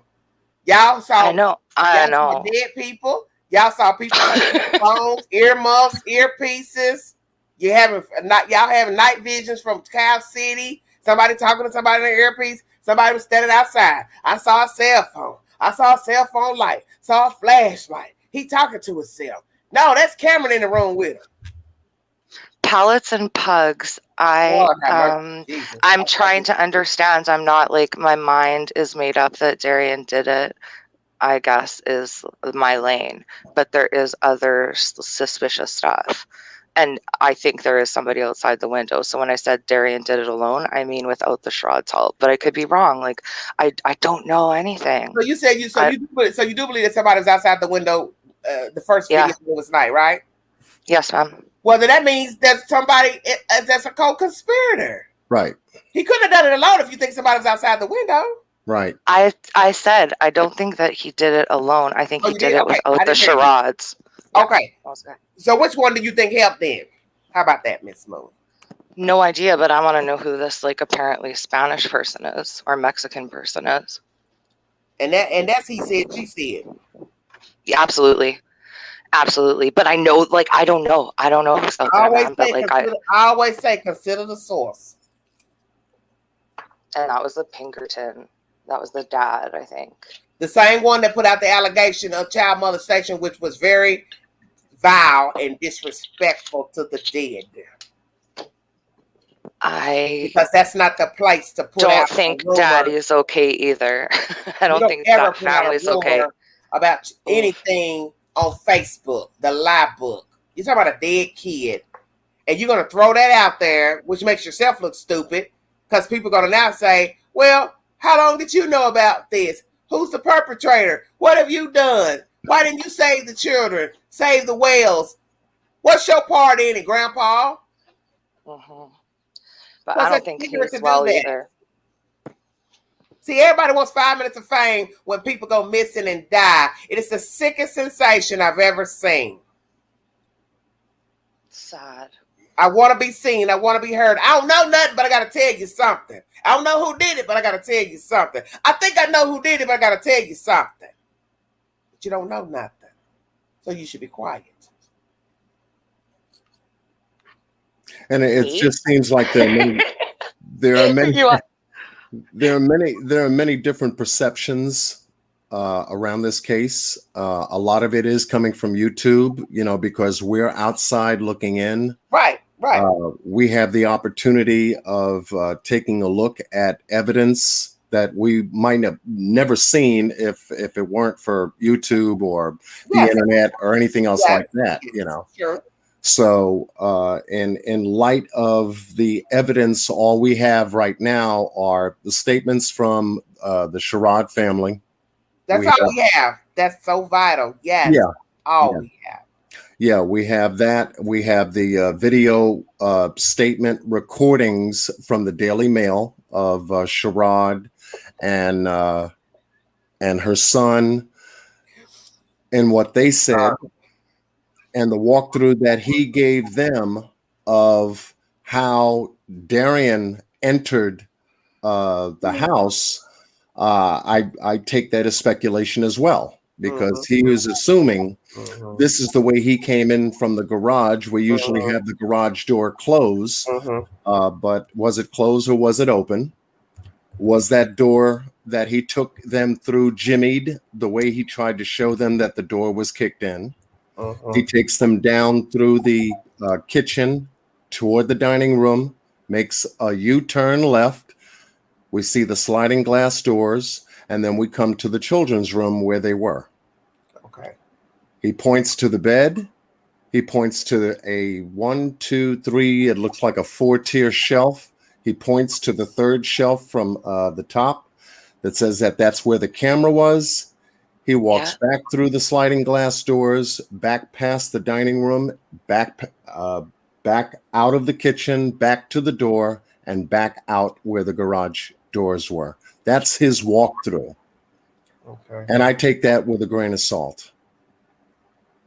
Agreed. I think it's weird that he knows how he took it, unless that's a camera on the floor there in the kitchen where the baby was playing with his dinosaur. Yeah, because anybody who has a house and has a garage with those kind of doors, You open those doors in any way, shape, or form, as close as the people were or the family was in that house, there would be no way they wouldn't hear those doors open or close, or anyone jimmying a lock or kicking in a door, as Cameron had pointed out to the Daily Mail. So That door looked messed. That door looked kicked in a few times. Yeah, you've got 2 points of contention. I wonder who did that. Shut up, Satan. Yeah. Not today, Satan. Yeah, so you have 2 points of contention there because both those items make sounds. And if they have dogs, as was mentioned, dogs would have reacted to those sounds as well. Mm-hmm. Why didn't the dogs react? If the dogs were in Camera's room with the door what closed. is this stuff they saying about dogs being at the pound or being somewhere else that day? Where is this rhetoric coming from? Because Monica said she had gotten beaten up when she picked up the dogs from the pound. But I think it was the day after. Like, I think they came to the house. The dogs had to go to the pound for the house that night, and then she went and got them the next day. I mean, what day did the dogs go to the pound? That's what I'm asking. The morning was when Cash had passed. Okay, so let me talk to you. Lord have mercy. See, I told you when I attended college, I didn't major in education. So listen to what I'm saying to you. Stay woke. Why would the city take your dogs? Come on with it. This whole thing, like, I don't know. Answer the question. Why would the city? Why would the city take the dogs? Because they were. Well, if those blankets are really the same blankets and they make the dog, maybe so that they wouldn't contaminate a crime scene. Would that make sense? I ask the question one more time. Somebody in the chat, or somebody just hit the damn link. Why would the city of Dallas take your dogs after a child from your house was found murdered? Well, there's 4 of them, so maybe it was like too much to handle while the police officers were doing their stuff. Thank you, together. Pallet and Pugs, I love you. Thank you so much for trying to get me educated by Queen. You're not paying attention. I keep trying to tell y'all this, and I'm not trying to be cocky. What you need to know has already been told to you. In my state, if you have been found with meth in your house, your children and your dogs are removed. Stay woke. Okay, so you know this. Stay woke. Yes, ma'am. I believe you. A foul play suspected. We take everything out the house.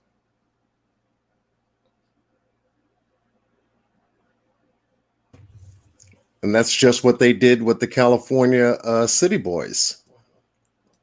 What was that, John? Because you don't even know how well the dogs were kept. That's the point I'm trying to make. Stay woke. Right. You don't know the state of the house. We don't know all of the house, what was seen in the house, what the house looked like, what the hell was really went on with the 911 call. That's why I always tell people, whenever people and pets are removed from a house, it's some hanky-panky child neglect abuse on the horizon.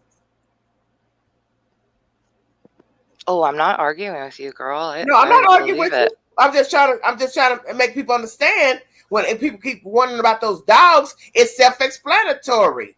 Why would they just take your dogs? Well, the dogs didn't do it, did they?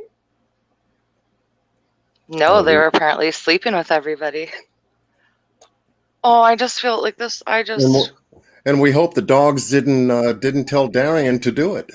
Well, and that's the other thing too. Like, I want to know. Go to the pound. Well, I'm going to say this because we don't know what's the truth of this story. Like Cow City, if you want to argue about what the hell happened at that woman's house, if indeed the dogs were taken to the pound, there was a good reason, kind of like the good reason her kids was taken. Mm-hmm. Since all y'all were damn there when it happened. Good God Almighty. I've never seen so many narcissistic people in my life. It baffles me. 21st century. Well, I tell you what, since so many people know what the hell happened in Monica Sherrod's house, hell, what am I doing up here? Why don't you just send me the information? I'll make one last video and I'll move on and talk about something else. I'm just saying. Oh yeah, Crystal, that's a good one. What's the dog named Chalk? Oh gosh. Oh, too soon. But brilliant, Crystal. I'm just saying. Wow. Crystal's hilarious.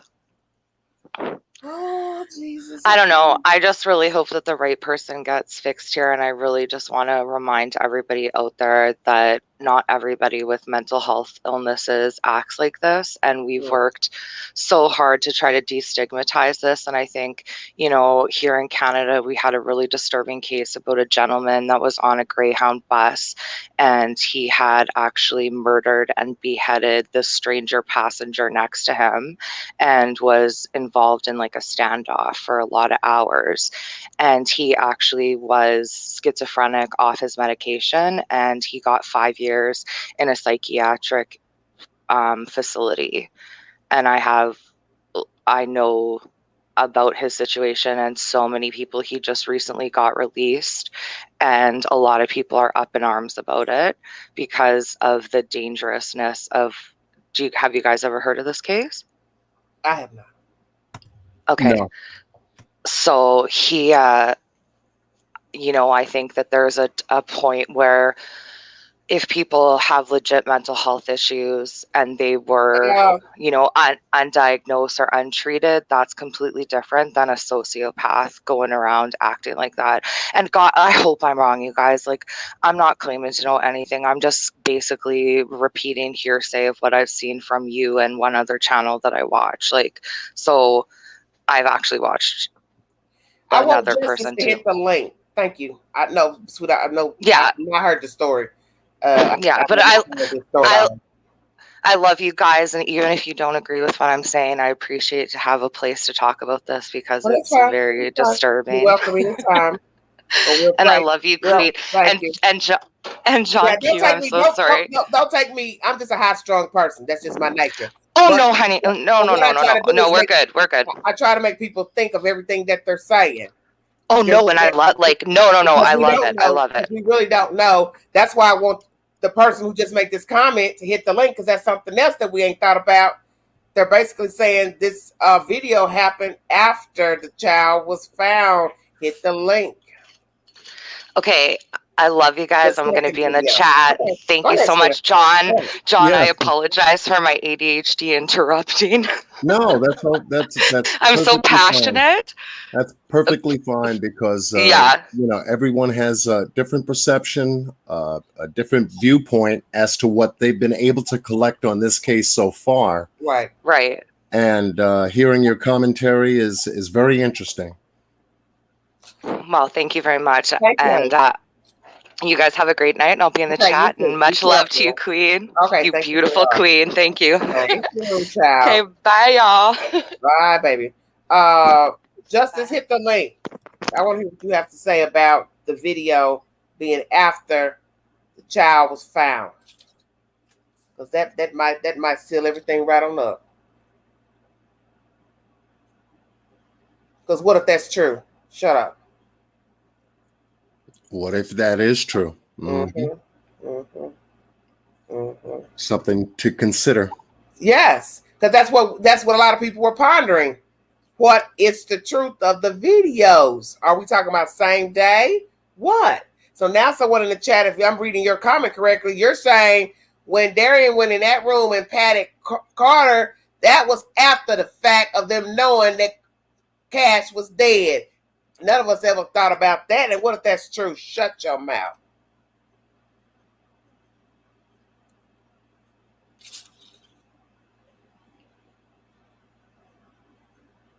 I don't know who this is.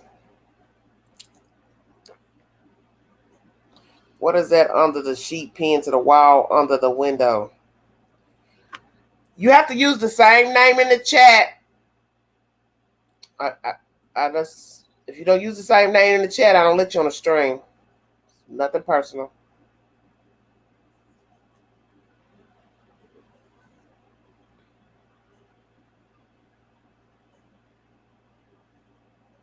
That's really something to think about. You hear me? It is. Nobody, I bet you nobody thought about that. We were pondering timestamps. What's the Right. truth? But imagine if indeed Darryinn has come in after the fact and the child has been located as deceased in the road. He hears about it. He comes over to give his condolences. He goes in that room to say something to the baby, look at him, whatever, pat him on the head and walk out. Because as he said, he looks awfully comfortable in that room. Right. Lord have mercy, I'm dead. The time plays a very critical factor in determining that video footage. Mm-hmm. Especially when he shows up in the video footage in the room with Carter. And then the timing is so dangerous because there's a call coming out of her home at 6:53 to dispatch. Common sense should tell you they're going to come back. They're going to come to your house, especially if you don't answer that phone for them to call and verify everything. Oh, they showing up. Because they don't know if you're having a stroke, heart attack, what? Right, especially what? Right, especially if there are other children in the house as well. They have to consider that as well. The police. Well, I guess, Sarah, you trying to say what, the baby was dead in the bed all along? You believe that? You heard that message? Keep talking about the baby dead? Lord Jesus, I've never seen people come up with so many ideologies about a kid. It's baffling. That's why I don't really like talking about true crime, for this very reason right here. The endless hypotheses. But your logic in breaking down these different stories that do come out play a very important factor in understanding from a logical point of view. Make it make sense point of view before it gets corrupted with a lot of hearsay and third party, fourth party, fifth party commentary. Is what I see to be a very important part in in having a strong channel such as the channel that you have. Thank you, I appreciate that. I really appreciate that. So I know you're not really trying to give your opinion on the storyline much, but that has been one of the things that some people have said that they believe that was a dead child he picked up. Some people say he was woke. Some say he wasn't. See, this is when I start getting a little antsy, because it's like, I didn't see that. I didn't really see much of nothing in the damn video. I'm just going to be truthful. Because a lot of stuff that people saw, I didn't see. And this is what I've always told people. When it ain't no video, what you see, I don't see. What you hear, I don't hear. As for other people too. You can argue for days. Somebody was in the window, at the window, on the ceiling, in the curb, in the closet. Yeah, from what I've seen. Perception. From what I've seen in that night vision video footage, the child had his head straight up. Now, if the child was dead, he would have had a limp neck. And he held him the way you would if a child has used the restroom on himself. Here, you take him. That's not how you hold a child. Right, with the child's back toward his chest. Yeah, you don't hold a baby with the back of their head facing you. That's not a way to hold. That's the way you hold a child when you really detach from the child. Come on, Queen.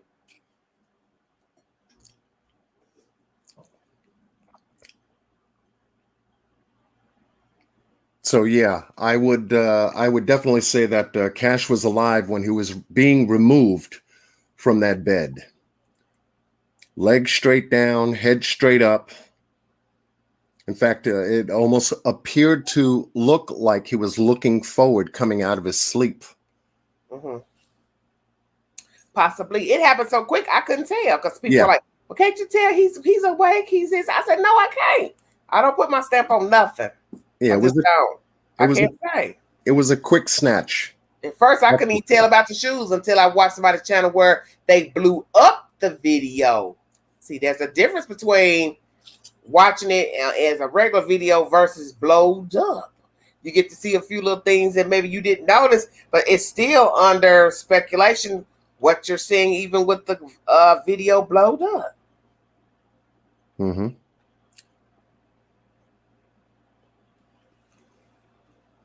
Someone saying the police have timestamps. Well, they might, but my thing is, if I'm gonna release a video, I'm gonna show the timestamps if I've got them. I'm not gonna upload video nowhere and I don't have the minutes on it or the hours or however it goes. I wouldn't do it. But then we're talking about a different breed out there in Texas, so it's whatever.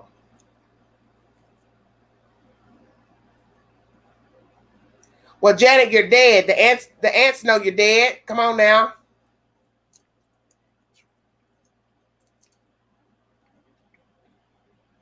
You can lay out in the road alive and the ants will crawl up on you. Yeah, and the other thing too, if the child was dead in the bed, there would have been evidence of that. All in the bed. We wouldn't have missed the show. Yeah, we wouldn't have missed it. Killed him in that. We would have seen that. Yeah. Wasn't that the purpose of having the surveillance? Right. I'm surprised she didn't have some kind of alarm on that. Thank you. Woo! On that camera. Listen, if she was so concerned about the whole house. Yeah, the whole house. Exactly. They're breaking and entering. Oh, we have theft, we have this, but yet you got a shimmy door, shimmy house. No alarm on your house, windows, nothing, and all these children. And then here comes the infamous. Somebody comes in and takes a child that one does not belong to you. Come on, Queen. And you don't know who's who in each video, but yet we also find out now about a 911 call. It is all so suspicious. This Sherrod lady, this Monica Shawinski. I'm over her. I'm sorry. I'm over her. I'm over her. So, because there's no way I'm going to have a house with children in it and I don't have a damn alarm.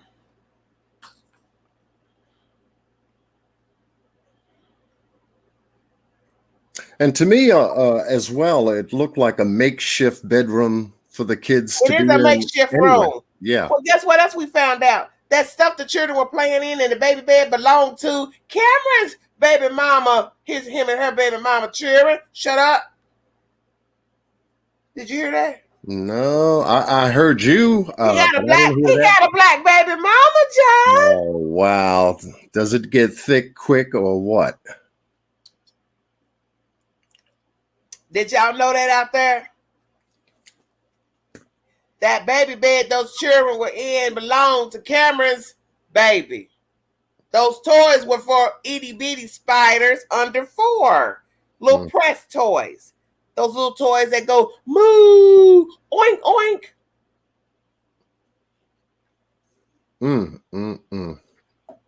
So that means it wasn't a room designed or put there for the children because I love them. I put you in a room that has stuff in it already. Shut up. Far away from her bedroom. Far away. Right. I love them. They my boys. They're my children. All right. I'm tired of them. Let's knock him off. Get rid of him. He ain't coming back. He don't love me. He don't want me. Did that ever occur to you that this is probably why she is involved? She loved this man who left her. That's the one thing ain't none of you ever mentioned. And I have nothing but women viewers. And you know a woman can be spiteful as hell, vengeful as hell, and even diabolical and sinister. That man left me with these damn children. He knows what I'm going through. I'm possibly an addict, this and that. Yeah. You don't want me, but you'll leave your damn children here with me? You don't call, you don't send no money, you don't do nothing? I'm the one that took you in. I'm the one that took your children in. You don't care about me? I'm going to do you one better. I got your kids. I got your kids. I'm going to stick it to you. I'm going to kill one of your children.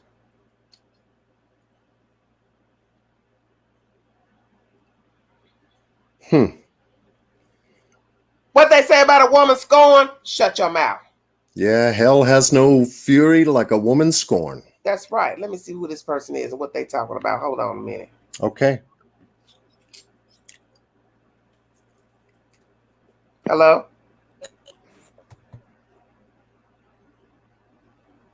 Hello?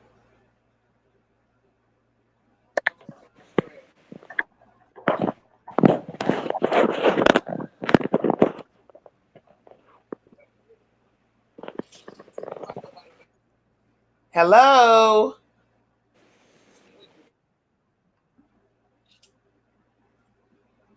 Yes, we are vindictive. We're human. Are we capable of murder? Some of us. Most of us. You see, all these stories you hear, court TV, forensic files, oxygen, ID, Dateline, 48 hours, those are real people, such as this baby here. It's not made up. It's not a Lifetime movie. And some of the stories on Lifetime are depicted on actual events, but you get my drift. Those are real people they're talking about. And you can get yourself on one of those news programs if you are not careful. Because I'm sure some of those people didn't think they were going to end up 6 feet under. So you have to be very careful the company you keep, the people you're around, the people you choose to date, marry, your neighbors, your co-workers. A lot of people who are in the ground have been killed by all of the above.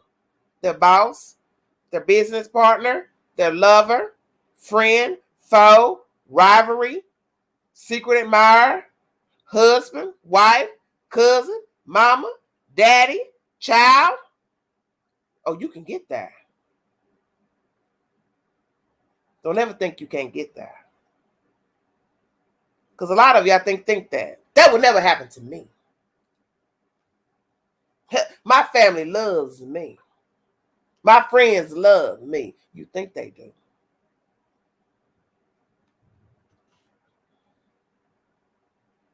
But there's always somebody out there that don't like you. And has even had thoughts of harming you. Because Lord knows if the wall could talk with them flies and butterflies, your feelings might be hurt. All of our feelings might be hurt. Because you have people sick like that. That's why we're now talking about a dead 4-year-old.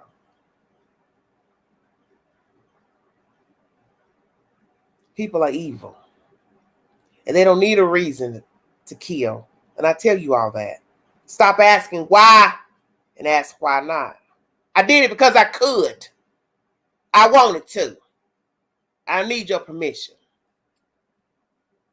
I don't like you. So I don't want to hear you. I don't want to smell you.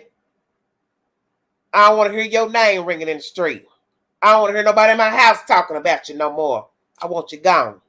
It's a wrap. John? Also, too, where Cash was actually eventually found in the street, supposedly 8 blocks away, that plays a very important factor as to how he got there. Say that again. It plays a very important part as to how Cash got. Yes, and I've asked that. Oh my Lord, you know I've dissected that. Me and Crystal, we pulled up the Google map, time. Air Force has done also. We've done the time, the minute walk. Folks were arguing last week about I could carry this on my back. I could do this in 8 minutes. Well, go ahead and kill a kid and carry him 8 blocks. Come back and holler at the queen. You feel me? Yeah. You talking about a live baby that ain't dead. See, that's why I tell you about people that like to run that mouth and want to be seen.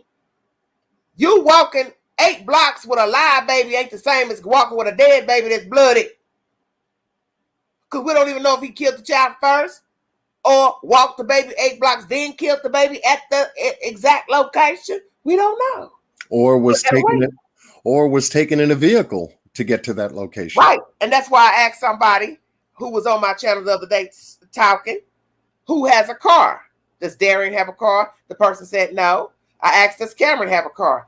The person said no. Well, we know damn well somebody in the house got a car. You want me to believe that lady got all the children and she ain't got no car, so she ain't taking her children out to eat? They don't shop. How you go grocery shopping? She Ubered to go to the grocery store? Don't mess with the queen, please. Stop. Don't insult my intelligence.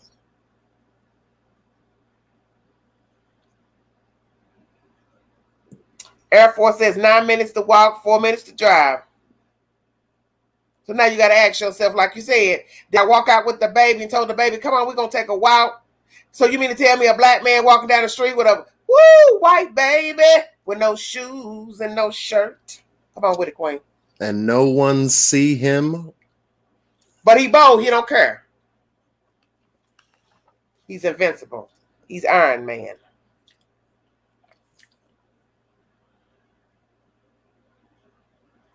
You see, I ask the questions that other people refuse to ask. Because, see, it's easy to just spit stuff off your tongue, but you got to think about what you're saying. Whether it's daylight, nighttime, he's still a black man, that baby's still a white baby. No shoes, no shirt. I ain't even thinking that a neighbor could see me, a cop could see me. Right. Right. Cameras on houses.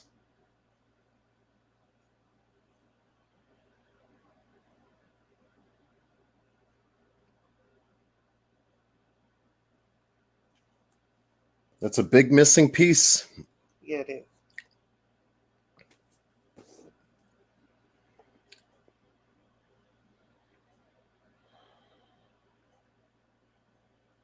I've been asking that. How did the child get down 8 blocks down? Oh, because you asked the right question. And all that. Man, I don't care nothing about all that. Somebody going in the woods and all that. How did the perpetrator get that child 8 blocks down? Did the perpetrator kill the child in that house? That's number one. Did they kill him right outside the door? Did they kill him 2 blocks down, 3 blocks down? Did they kill him right on the spot of the place where the child was found? Where?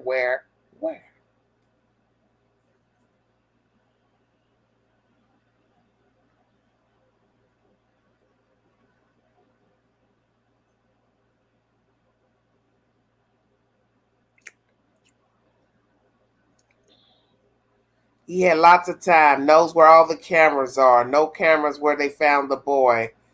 Sweet one, you cannot be that oblivious. How the hell would he know who has cameras or not? People have doorbell cameras. He can't see through a hole in a doorbell. Especially with the number of houses 8 blocks long. I'm dead. Oh my God. Whether they be city blocks or whether they be avenue blocks or any kind of blocks. And I'm so glad you mentioned that because I told people about that. Yeah. The blocks in New York ain't the same as the blocks in Dallas, Tennessee. Because what's a block here may not be a block back home. Right. So those blocks by Google view look shorter. Maybe.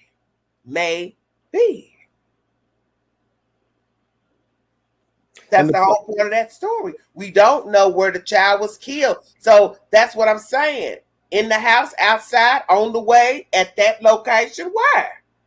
How did you get down there with the kid? So somebody want to tell me nobody had a car? So you walked the baby to his death? You killed the baby before you got him to that location? Why you picked that location? See, y'all don't ask pertinent stuff. Why there? I ain't got no car, so why there? Why not kill him in the bed? I don't want him, I don't like him. Voices talking to me. You got to remember, a schizophrenic person, they ain't supposed to be rationalizing nothing. Because with schizophrenic, there is no rationale. Stay woke.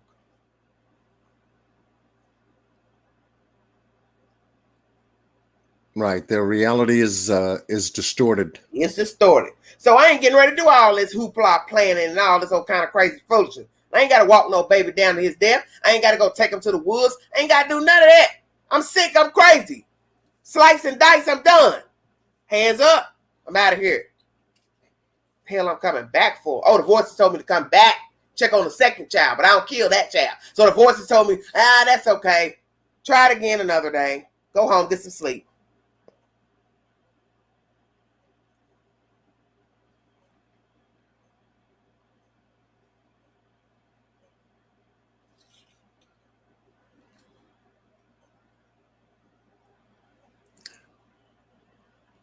That's why I'm subscribed to your channel, Miss Thank you. Angela, Thank you. because you ask the right questions, and then you challenge those answers that you get from the people that will give comment and make an opinion, and have them clear up and prove what makes them think that.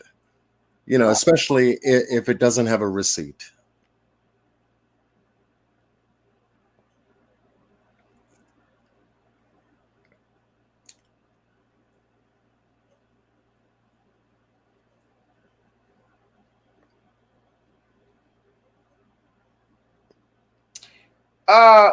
Cool, you need to calm down. You don't want to read my words. It takes 1.5 minutes to walk them 8 blocks. I don't know what it takes. I don't live in Dallas, Texas. So I can't say what it takes because I don't live there. 1.5 minutes to walk them 8 blocks? If they short 8 blocks, it ain't going to be no damn 1.5 minutes. You obviously can't count.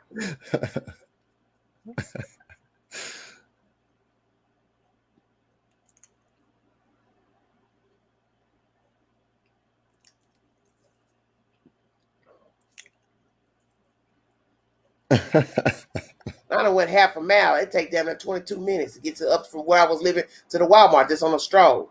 But I don't know anything what I'm talking about either. So Yeah, I'm just a 50-year-old dodo bird. Oh, have mercy. Now you see what I'm talking about? Yeah. This goes on every live. Yeah, so we have 1.5, and then we have Air Force saying that takes about 9 minutes as per Google, which gives estimated time between 2 points. Okay. They don't have to worry about using them. I took care of it. Stop warning people. Just hit the button.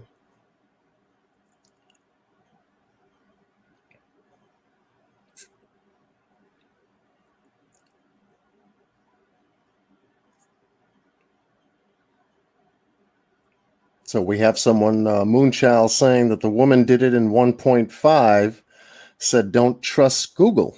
Okay. Right. Well, Google has made some mistakes. I can say that sometimes. But guess what? I think you can use logic with 8 blocks, whether they short or long blocks. You ain't getting nowhere in no 1 minute. Whether the blocks are long or they short. And as I state, long and short is your perception. Because what's long to Pookie ain't long to Shamiqua. And then again, everyone has a different cadence when they walk. Lord. Right. Because an 80-year-old walking versus a 20-year-old walking, say, well. I was just going to say that. Damn. Yes. Hi, Crystal. Hi, John Q. How are you? I'm doing good. Glad you jumped up. I just love your accent. I just have to say that. Oh, Angela's? Yours. I like Angela's accent. She's got you like your southern accent. Yeah, you have you got a little southern accent there, especially when you shine it loudly. Honey, look. But you know what I love is a New Yorker too. Honey, I love me a man from the East Coast. Don't give me the testifying up in here. I ain't got no attorney. Oh my goodness. Well, the stories the Queen could tell you about them New York men. Shut your mouth. They love a Queen, baby. That's why I keep telling folks, I don't know why the hell I'm in Tennessee, because these men down here don't get a Queen no respect. I mean, none whatsoever. But baby, Queen step, as soon as I go up north, east, I don't have no problem with the gentlemen. Callers, as they say.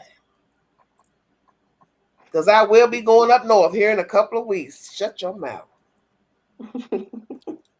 I'll be talking about what the hell they doing up there. I just pray they don't kill me while I'm up there.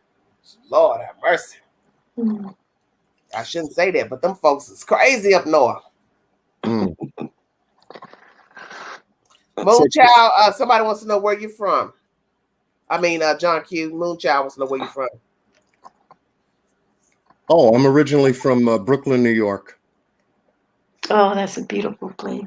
Thank you, Born, Joey. God bless you, honey. Welcome, welcome, welcome. yeah, Thank you so much.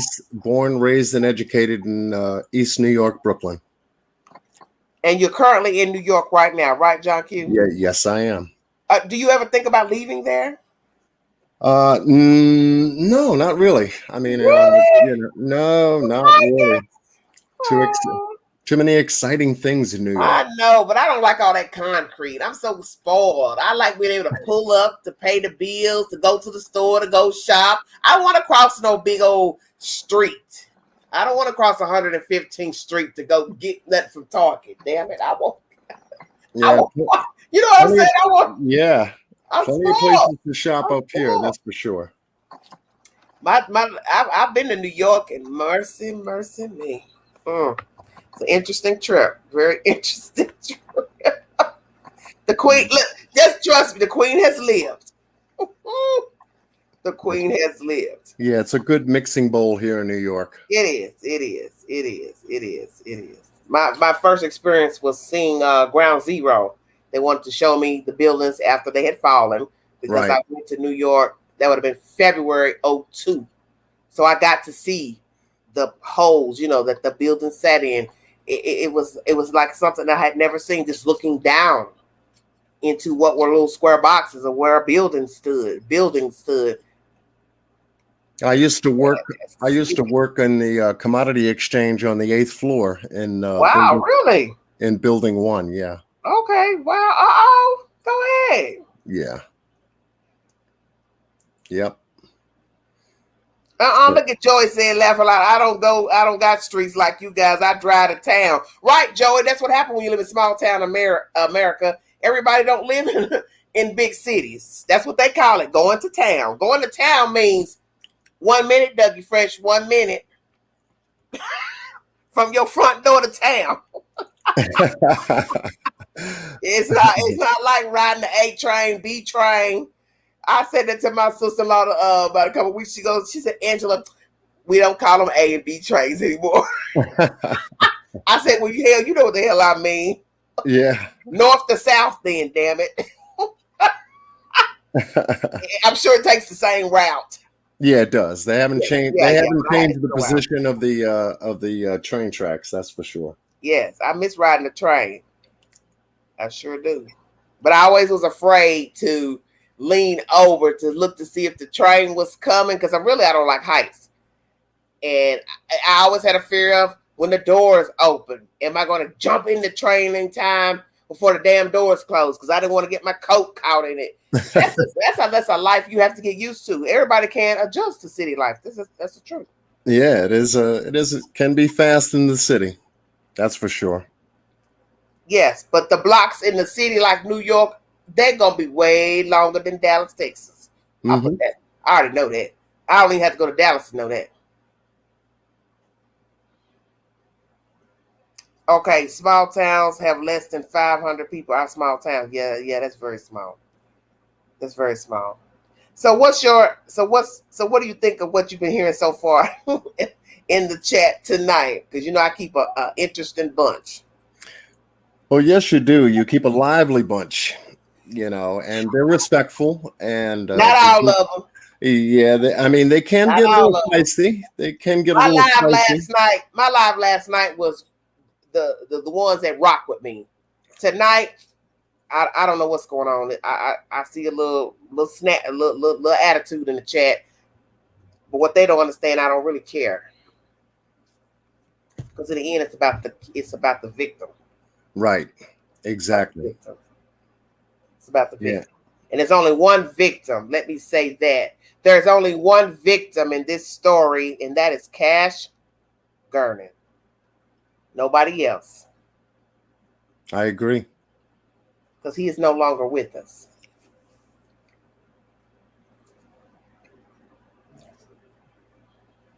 Thank you, Caprice. Thank you so much. Stay woke, Queen. I've been in the bushes since Cupcake. Love your commentary. Joining you all the way from Bogalusa, Louisiana. Why, thank you, honey. Woo, I got somebody from the bayou. Shut your mouth. Oh, I love it. I love it. I love it. Yes, Air Force, you can mention his channel. Yes, you can. That's the only one you can mention.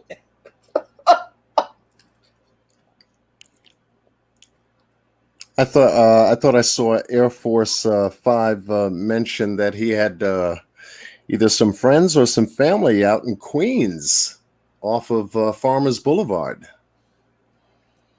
I'd like to go to New York myself.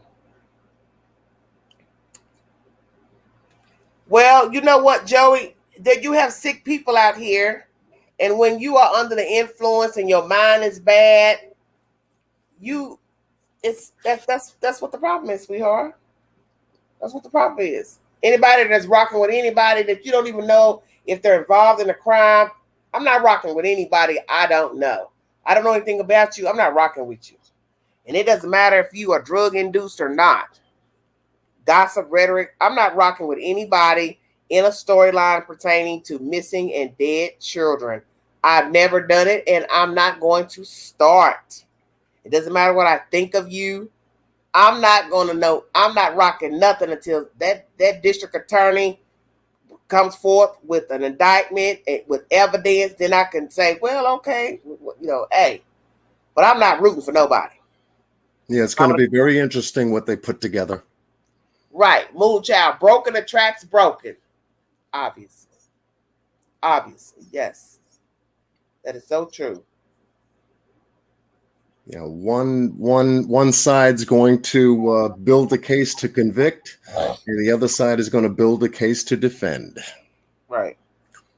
Well, it's just like the case I brought you out earlier. I did an upload because I didn't have the need to go live pertaining to a young lady that I knew, Miss Millie. She's no longer with us. She was brutally murdered last year. I met Millie at a bar years ago, and we befriended one another. And I've been to her home. We talked. We had mutual acquaintances, down the road. And it's weird to get a notification on your phone. You open the app, you read the story, and then you look at the people in the picture and you're saying to yourself, that other person looks familiar to me. You understand what I'm saying? Mm-hmm. And then you say, no, that's not her. But your better half is saying, yeah, that is her. And then you say, no, let me go to the lab book and investigate to make sure.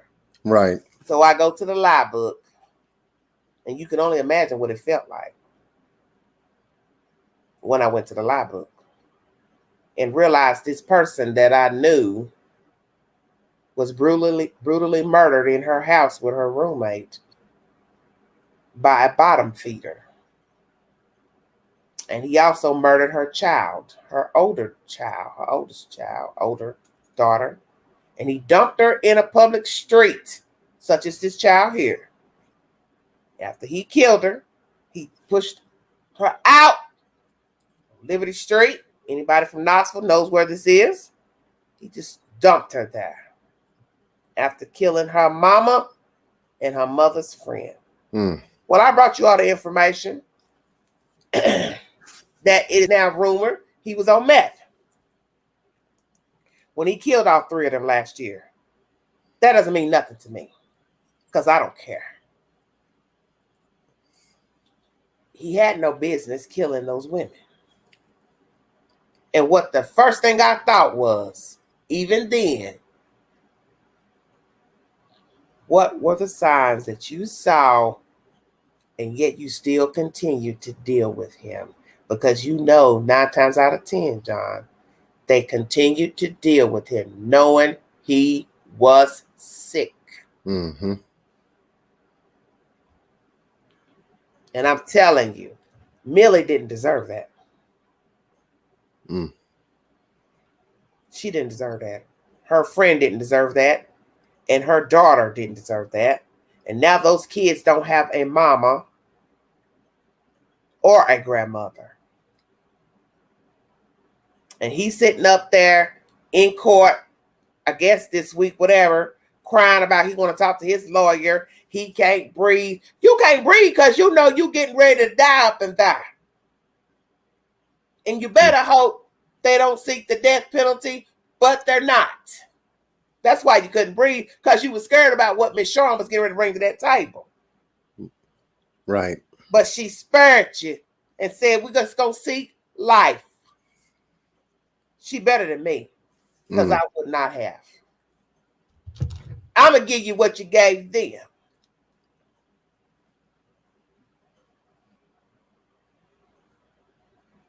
And it's not even going to be as bad as what you gave them. He shot him. He shot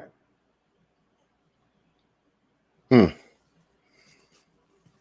Somebody kind enough to bring you in their house, let you use their address for whatever reason, and then you would turn on them and murder them in cold blood. See, this is why I keep trying to tell y'all, you don't know people.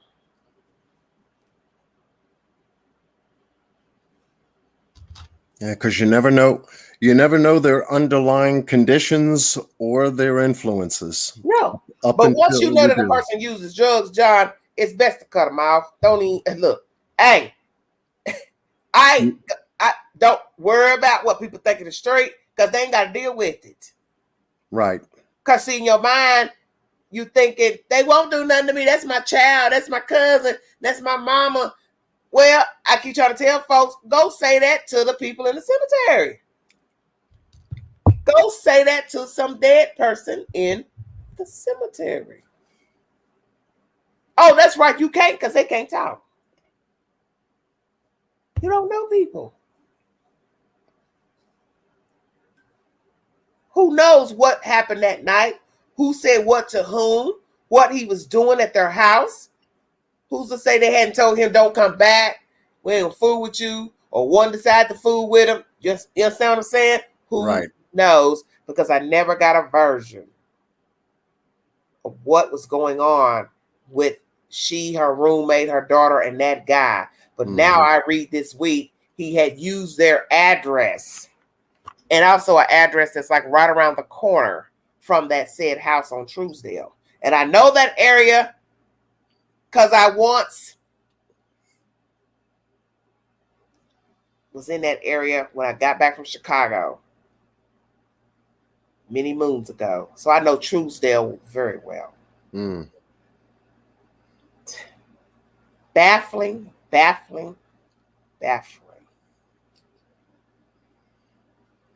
To know this man walked up in that house and killed those people. I mean, there's just no words.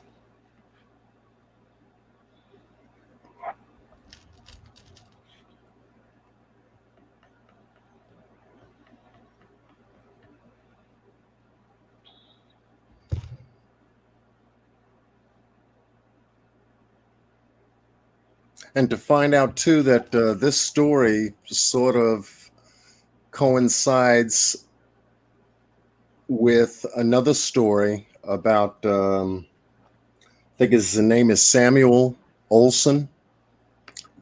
Okay.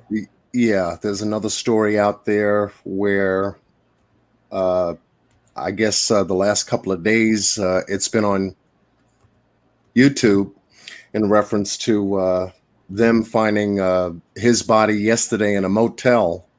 Okay. After I heard about that. Yeah, and it's sad. It's overall sad. What's the deal with the motels? Yeah, I mean that's starting to come out from what the police have already been able to at least reveal right now. And the girlfriend to the biological father was also there at the motel in the bathroom with the dead child, which is now trying to be identified as Samuel. Well, what I understand is you go there, you obviously know what you want to do. So why do you need to put him in the bag? See that happened a few months ago with the Mexican or Hispanic guy they found chopped up in the bag. It's like you all knew what you was going to do when you went there. You had the girl looking out as a lookout. So why are you chopping up, put him in the bag? You killed him in the hotel? Okay, you leave him in the hotel. Why? This is nonsense. Now I'm hearing the same thing with a kid. You kill the kid, but you're going to put him in the bag in a hotel. Why you got to put him in the bag? For what? It just makes no sense. Yeah, it just shows concealment of their activities, and it was just sad to hear that that kind of information came out in yesterday's news conference. No, what? Give me the synopsis of how he went missing. Who was the caretaker? Well, it was stated that the child was with the biological father and the biological father's girlfriend. Mm. Went missing about a month. The last people to seen the child was the child's school, Samuel's school, which was reported him last being About a seen month ago. on April 27th or 29th, and then there was nothing else, related to him regarding school. And then the mother stated, the girlfriend of the couple had stated that she had seen the child on May 3rd, and that was the last, because she was approached. Her story is that she was approached by the biological mother and another man who had identified himself as a police officer. This is her story. Okay, I think I heard that. And that they demanded that she release the child in the biological mother's custody, and she released the child, and then went back and told the biological father what had happened. He went to follow up on that with the biological mother, and the biological mother ended up saying, "The child is not with me. What are you talking about?" And then this is what prompted him to call the police to say that the child was missing.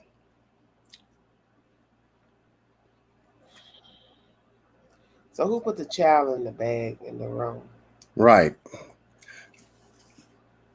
Well, finding her in that motel room with that bag in the room, smelling of obviously decaying. Yeah, the body decay only makes her far more guilty than anything else. And this is the girlfriend? This is the girlfriend. Okay. Yeah. So you gonna lay in a room after you done killed the baby?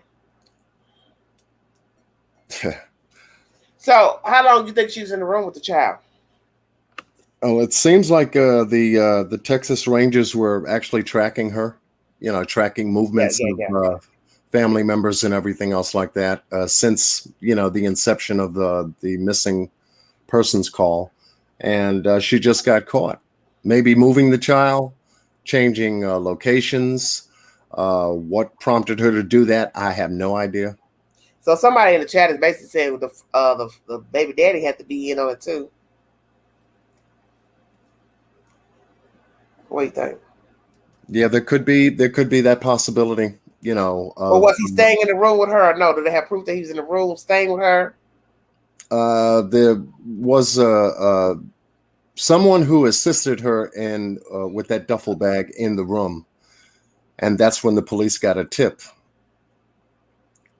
either from that person who assisted her, which was some kind of I don't know if it's a friend or someone who just decided to help her with some things to move, but she was in flight. That's what it appeared to be. She was in flight. No one knew where she was up until the police cornered her in that motel. Janet says, I heard someone help her move case in room and he called the police. So what I'm trying to say is, what's the boyfriend's part in it, or baby daddy, or whoever, what you want to call him? Yeah, it seems like he was involved in a custody battle with the biological mother. Okay. Who hadn't seen Samuel for quite some time, almost a year, give or take. Wow. And so he wasn't complying with the guidelines of visitation. Of the visitation, and somehow, ended up keeping the child, never bringing him back. And her story, the girlfriend's story, was, she had given the child to the biological mother. The biological mother ended up having a conference with her attorney to say otherwise, to come out and actually call her a liar. She never gave me the child. So that right there was a prime indication that, they were having some custody issues. So you gonna kill a baby because of what? You don't want to give the mother custody of the kids? So what he trying to say? She was Yeah. unfit, but you unfit to allow this heifer kill your children. Yeah. Oh, you a part of it too? Yeah. So that's starting to come out. I'm starting to follow a little bit of that as well, and then finding out a little bit about, this particular story with Cash. It's one after the other, what's happening to these children by these adults. So young adults give it best. Yeah. Whether they're strung out on meth or whether they have a psychological mental condition. It's all coming out. There are more people using narcotics now and opiates. And that's a big problem we have right now here in the South. I'm sure like other parts of the U.S. Yeah. The drugs don't help any type of situation. Doesn't matter what it's about.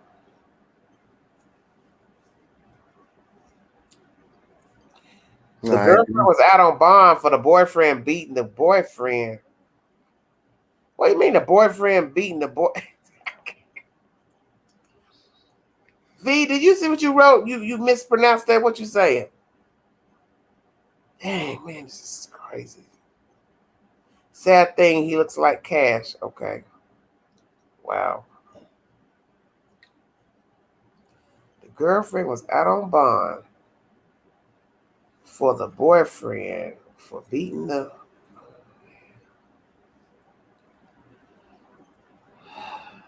Well, it wouldn't matter about him getting no license and nothing. It's just like getting a driver license. People that don't obey the rules and regulations on the road have driver licenses, so they pass the test. But that don't mean when you get behind that wheel, you're going to do what you're supposed to be doing. Yeah. I think we already know that from all the crashes we see on the road. And that story that I just got finished telling you about also coincides with the Amari Nicholson case. And what happened to Amari. Are you seeing this in the chat? She beat the father up and got out on bond. Lord, I'm dead. She beat the father up and got out on bond, huh? Lord. Is that new? That must be Mayweather's first cousin. Oh, I'm dead. I already got a baby Mayweather with Crystal. Woo, I can't. She beat the father up. So she violent. So he's sitting up here messing with a violent woman that beats him up and then now they killed his children. I can't. Oh, Lord Jesus. I'm dead. Yeah, that same story coincides with what happened to Amari Nicholson, where the biological mother leaves the child with the boyfriend, goes to Colorado to, I guess, see her mother because of an injury. And all of a sudden, this incident happened where he gives off a child to someone he's never met or doesn't know, but states that it was one of the family members that came to pick up the child, and all this other nonsense going on with these young people. Only to find out, a week later that, he was the one who killed the child.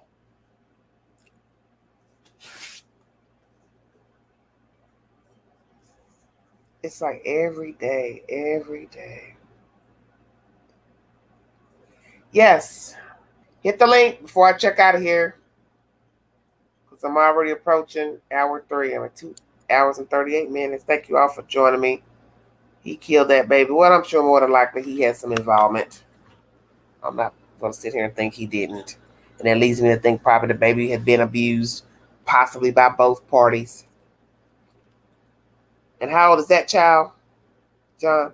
Which one? This last one we're talking about. Samuel? Huh? Yeah, Samuel? Yeah. Yeah, I believe he turned 6 Saturday. Lord have mercy. Oh, this past Saturday? Yeah, this past Saturday. Yeah. Okay. I'm funny. Well, thank you.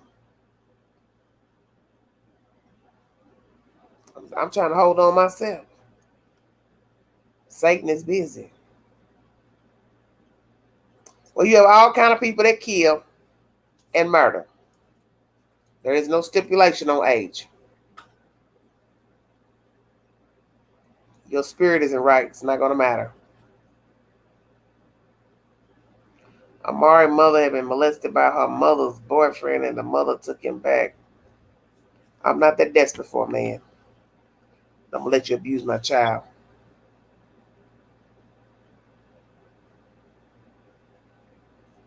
That might be my next live. I talk about that.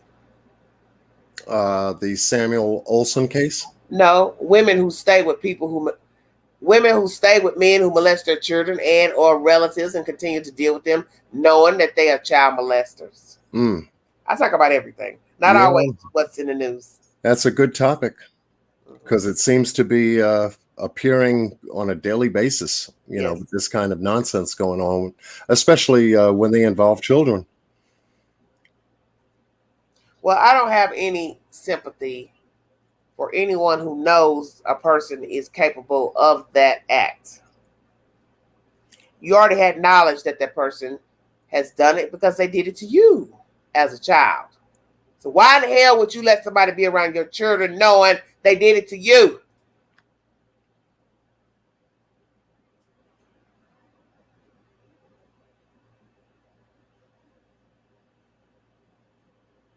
And I don't know why everybody wants to be so hush-hush about somebody touching children. What the hell is wrong with these people? Go ahead, baby. I'm sorry. Yeah, no, that goes to say that you know, there's some very demented people out there. You know, they're being subjected to situations and circumstances that you know, is starting to shine light on the psychology and makeup of the people that they're with. You know, like they say, like attracts like. You become who you associate, et cetera, et cetera. You know? That's why you have to be careful. And a lot of times, you know, we can meet people and we're genuinely trying to be cordial and we're not into anything wrongdoing. And you just give a person a chance by conversation. And you may see some things about them, even in the initial conversation, that you're really not into, but you continue to talk to them anyway. Sometimes it's true. You just have to, as soon as you hear the one thing that is not on your level, cut them off. Just cut them off. Just cut them off.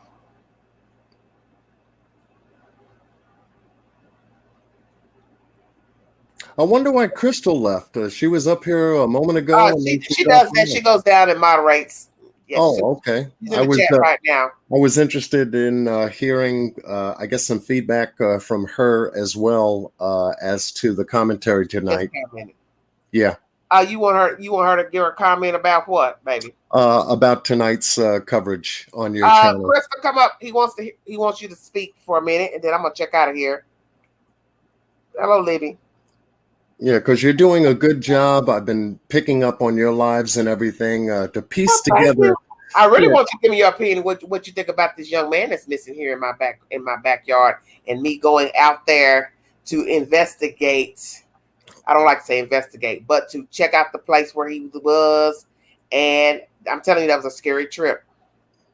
Scary trip. You do very well. You do very well. Yeah, but I shouldn't have been on that. I should have turned around when I got myself lost out there on that road. That was my fault. I didn't turn around. Go ahead. Hey, Crystal. Hi, how are you? Again. Thank you, Joy. Yeah, so I guess I wanted to get a little bit of your feedback on tonight's live and some of the information you were able to glean from it. Being that you know, you've been running, you know, hard and tight with Angela on this particular case, and what do you think about some of the commentary that you've been able to come across in regards to you know, the evidence, in regards to, you know, how you perceive this case in your mind? Well, to start off, I would like to say that nobody cared about those kids. And I don't believe that it was a one-man job. I feel that the videos were cut. There's too many red flags. I've watched the videos over and over again. I've seen different things in there that they're cut. I feel that I'm not saying that Darryinn didn't do anything, but he did have a part in it. All this, I just I feel that he did have a part in it, and I feel like he was that someone told him what to do, or possibly I don't know. He didn't do it by himself. Mm-hmm. And I feel like because a crazy person, something like that, that I just don't feel like they're not going to sit there and make sure that the camera's sitting there. They're not going to make sure like everything's like perfect. They're not going to make sure that they have a disguise. They're not going to think about that. They're just going to go commit their crime. So Right. that's why I think that somebody, you know, was involved. I know somebody was involved in it because I just I just don't feel a person with his mentality will think about that. And then make sure you go change your clothes, get all the blood off of you and this and that. Go back to the house again, risk the chance of all those people waking up. It just is not, it doesn't seem normal to me. It just doesn't make sense to me for all of this to be just be one person. Um, he went back twice. Okay, the phone call at 6:53, the child was already found, and that's 3 minute. The phone call for the cash to be found was at 6:50, so that's a 3 minute difference. Like, who made that phone call? You know exactly what happened with that phone call. That sticks out. But the main thing that sticks out is why those two lied. Cameron and Monica both lied in their interviews. So, especially Monica, when she couldn't even keep her life straight on who woke her up that morning. She said Cameron woke her up. She said my son woke me up. He went into the room. He woke Carter up, asked him where Cash was. Carter said he went outside, and then supposedly Cameron went back to her and woke her up and told her, "Hey, Cash is missing." That was her first statement. Then she turned around and said, "Well, 911." What 911 asked her, When did you notice Cash missing?" And then she says, "Immediately when Carter woke me up." So as soon as she said that, that lets me know her, Cameron, they're into this. Some type of way they're in it. They, for whatever reason, I feel that they're in it. I just do. And maybe Cameron was in it. Um, and then maybe she found out about it. I was kind of debating on that, but then I'm like, no, because why are you gonna lie like that? Especially why wouldn't you tell? Oh, you made a call at 6:53. So because she said she was asleep all night, and then you're gonna, I just Or could it be they're using her name because her name is on the address? what that made the phone call. Yeah, maybe somebody else made it, but she's the addressee. So we need to know if what that person said. Did that person say, "Oh, there was a break-in"? Was it a female that called? Was it a male call? Okay, this is something that nobody has discussed, but somebody mentioned it last night. Allegedly, I don't know if this is true, the baby mama was living there with her child. Somebody said she booked it out of there. I don't know if that's true or not. Oh, after everything happened, she left. Right. So what Mm. were you doing? So let me ask you this. Well, were you sleeping in the bed with Cameron with your baby? Because the two boys were sleeping in your baby's bed. Say what? Hmm. Yeah, it's just too many Allegedly. red flags. Too many red flags. And I feel that with Darren being in there, I hope they don't just stop with him, because I think it's just too much activity for it to be one person killing this child, coming back a second time, not knowing if anybody's going to be up. I mean, I don't know. Yeah, a lot of those parts don't connect don't connect right. Right. Yeah, it's not connecting. It's not connecting. Yeah. It's not cut and dry because I believe that during the time that Daily Mail did that interview with them, they omitted a lot of, I guess, information as to what they wanted to tell versus what they didn't want to tell Yeah. at that time. I don't believe Cameron when he says, "Oh, he lifted up the garage door." First of all, they have supposed to be have all these dogs in the house, and none of the dogs woke up either. To just even go "Rrr," or something. The dogs didn't make no noise or hear anything. I guess they was sleep hell. I don't know. No, the dogs was drugged up too. Then I guess the dogs is gonna bark. I can't believe Something. I mean, it's that I just Egg don't on see your any face. logic Egg on in your that. face. That just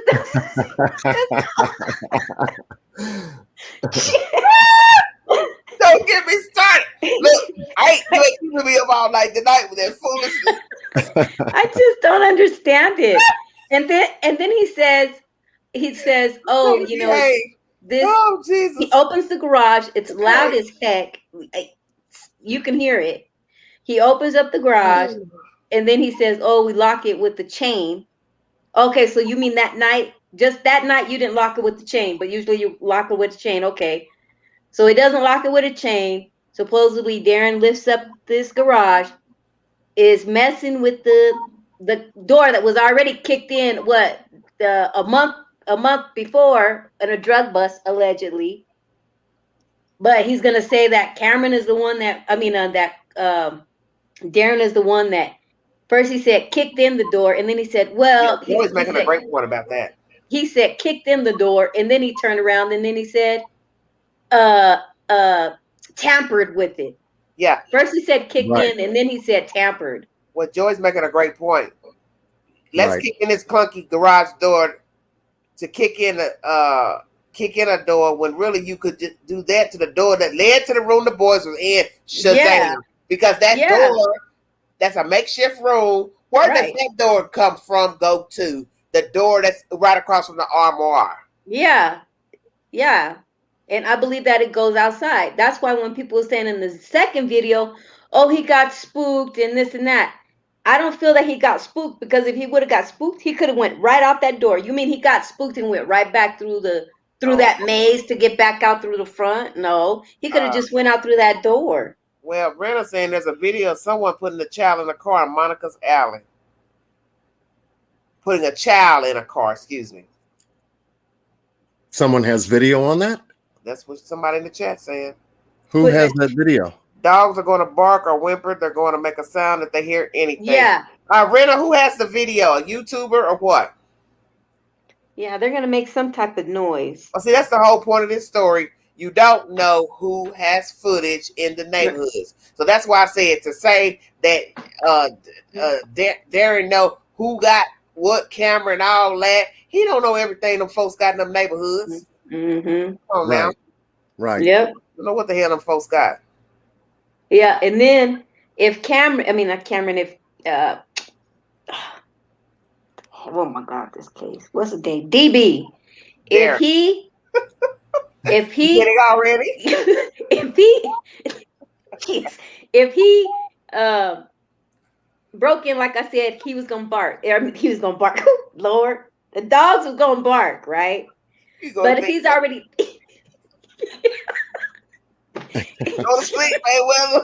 Mayweather, ain't you tired of fighting? Damn, you go sleep. No, because I want this truth Look to at come her. See how out. she get crunk? That's what the hell you should have done when you were talking to T.I. that damn Waffle House. Why the hell you didn't hit him then? You out there arguing about that damn gal. Ooh, I can't stand it. Y'all gonna pay me no mind. It just makes me. It's just disgusting how this is all panned out. Like, it makes no sense. So now, if he's inside the house, okay, I can understand the dog's not barking then. Okay. But yeah, if he's kicking in the door or jimmying it or whatever, the dogs are gonna bark. They're gonna make some type of noise. That makes no. I don't believe that. Yeah. Yeah. I believe that it was all staged. That's gonna be noisy messing with a garage anyway. A garage. Yeah, and did you see how Out. that door been kicked in before, and it was probably Who kicked kicked in. that one in? I want to answer. I want somebody to answer that. What? Who kicked in the door before? The police when they did the drug bust a month ago. What you say, Clarice? When they when the police did the drug bust. Wait a minute. I'm dead. They done I'm kicked the dead door straight. in. What the hell were the police doing at Miss Sherrod's house? I'll wait. Yeah, they had that drug bust. What drug bust did they have, honey? Enlighten me. When they had that drug bust when was a month ago. When they had that drug bust over there. I don't know what they took out. You know, you sound so street right now when you said over there. Not telling me nothing. And you're a professional talking like that. You know over there when they did that. No, I don't know over there when they did that there. When they went over there, when they went over there, supposedly had a drug bust a month before. I guess supposedly that was when look, I'm about to get ghetto. I'm tired of talking about these chronics. I'm tired of talking about it. I'm gonna tell you the truth. I'm sick of talking about these chronics. Yeah. Was this documented? Yeah. Make me sick. Huh? Was this drug bust that they had a month ago documented? Was it covered by the news or was it a police report? I don't know. Renner, that's a great point. Why was she locking up? Why did she leave those kids in a room way far away? Was she locking them in that room? That great point. If you're gonna hear, I'll put you way back here and shut the door, lock it. I'm gone. Like I said, one. And then on the plate. Why? Both boys had one chicken nugget. I'll wait. Why was the camera pointed toward the boys, but not the door? It was pointed more toward the boys than it was the door. You could see the door a little bit, but it was more pointed toward the boys. Why? Right. And just one camera. And we got to remember about the itty bitty camera way down low for a spider. That's not a normal place to put a camera. Yeah. Because you put a camera anywhere at eye level, it's gonna catch whatever's coming and going in the room, no matter who's in the room. Yeah, and then I don't like the fact that watching the video, different stuff that I noticed that just didn't make sense. Like what, honey? It was off. Stuff was off. Oh, you was mad about the paint cans in the room. Yes, the paint cans. Okay, so in the black and white picture, yes, okay, I know it's supposed to be, the color is supposed to be, it's gonna be what, black. But in the color picture, it's orange.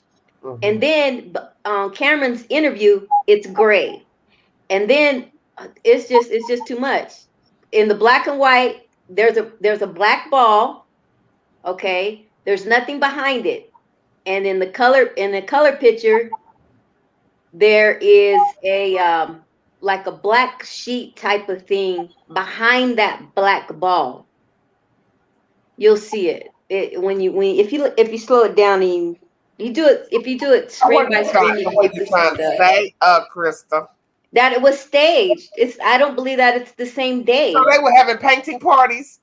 They probably was, but no. I'm just saying it wasn't the same day. How is all of that gonna? How is that paint gonna change?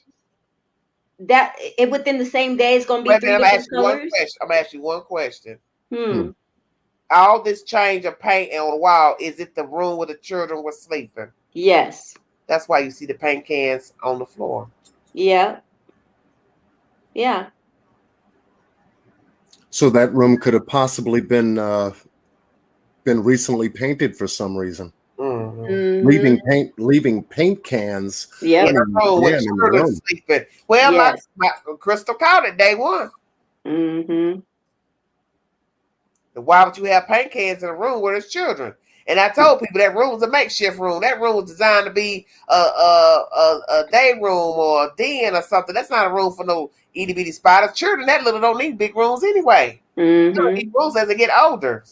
Yeah, and children that size and that age need separate beds. You know, Mm-hmm. so And then and you're not just gonna have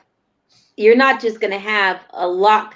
You're gonna have a lock to where higher up to where the kid can't open it. First of all, Right. because You're not gonna have anything that's detrimental to one's health. yes, if you care about that child, right, I Children, agree. toddlers like to ramble and stuff.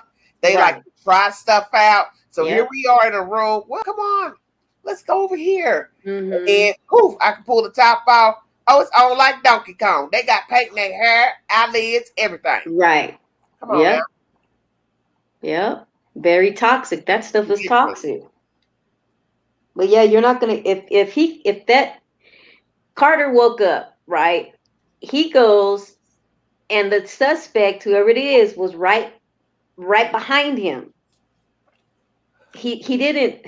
It was like he got up to open the door, maybe slide that door open or something. I don't know. It's just he did it too fast. He went to do whatever he was gonna do, turned around, got back in the bed, and within a few seconds, the suspect is coming right behind him. Right, So like if the video jumped or something. yes, yep, yep. So you're Mm. trying to say the video's altered. They altered the I video. believe that is altered. Well, I do the because video footage has been modified. Yeah, yeah, it has, So huh? you believe Yeah. that? So John, you believe it's been modified? yeah. So you don't believe that man walked in right behind that little boy walking in? That very second. I'm just saying if we believe it in real time, I I guess mean, you have to go back to the mindset to say, I don't want this. I don't want. I don't that want is Carter. glitches. Yeah, I don't want Mean Carter what? to see me. Right. So I have to give him time to go to sleep. Mm-hmm. So he doesn't see me snatch cash. Yeah, Mm-hmm. Which because was if it's as real time, he would have seen who it was. He hadn't fallen asleep yet. right. Mm-hmm. He just Correct. crawled in there, pulled the little covers over, and then you walk right in. Correct. Right. And Correct. when uh that goes to show you Cameron's lying because he said Carter said Cash went outside. He would have said, "Oh, so and so picked Cash up. He left with so and so." You get what I mean? Like Right. if he, Well, To yeah, go Jerry, it don't outside. matter about her being yep, tech savvy. If we believe that her son's involved, he knows how to be tech savvy or find yeah, out how to be tech savvy. Right. yeah, We're not pinpointing which one. We'll just say both. yeah. Right. Those videos have been altered. There's just different things. The blanket, I noticed the blanket right off that it wasn't right. It wasn't right. I looked at the length, how close how far it was past. Rena, I understand what she's saying. It's been tampered with, no matter how they did it. We've Yeah. already discussed this before Yeah. about the Mhm. video being altered because it didn't Yeah, have a timestamp on it. I don't understand the point you're yeah, trying to make. yeah, Yeah. Because whatever in the night vision video, whatever was on this individual's mind that was leaning over Cash to get him. mhm, He had to move that blanket.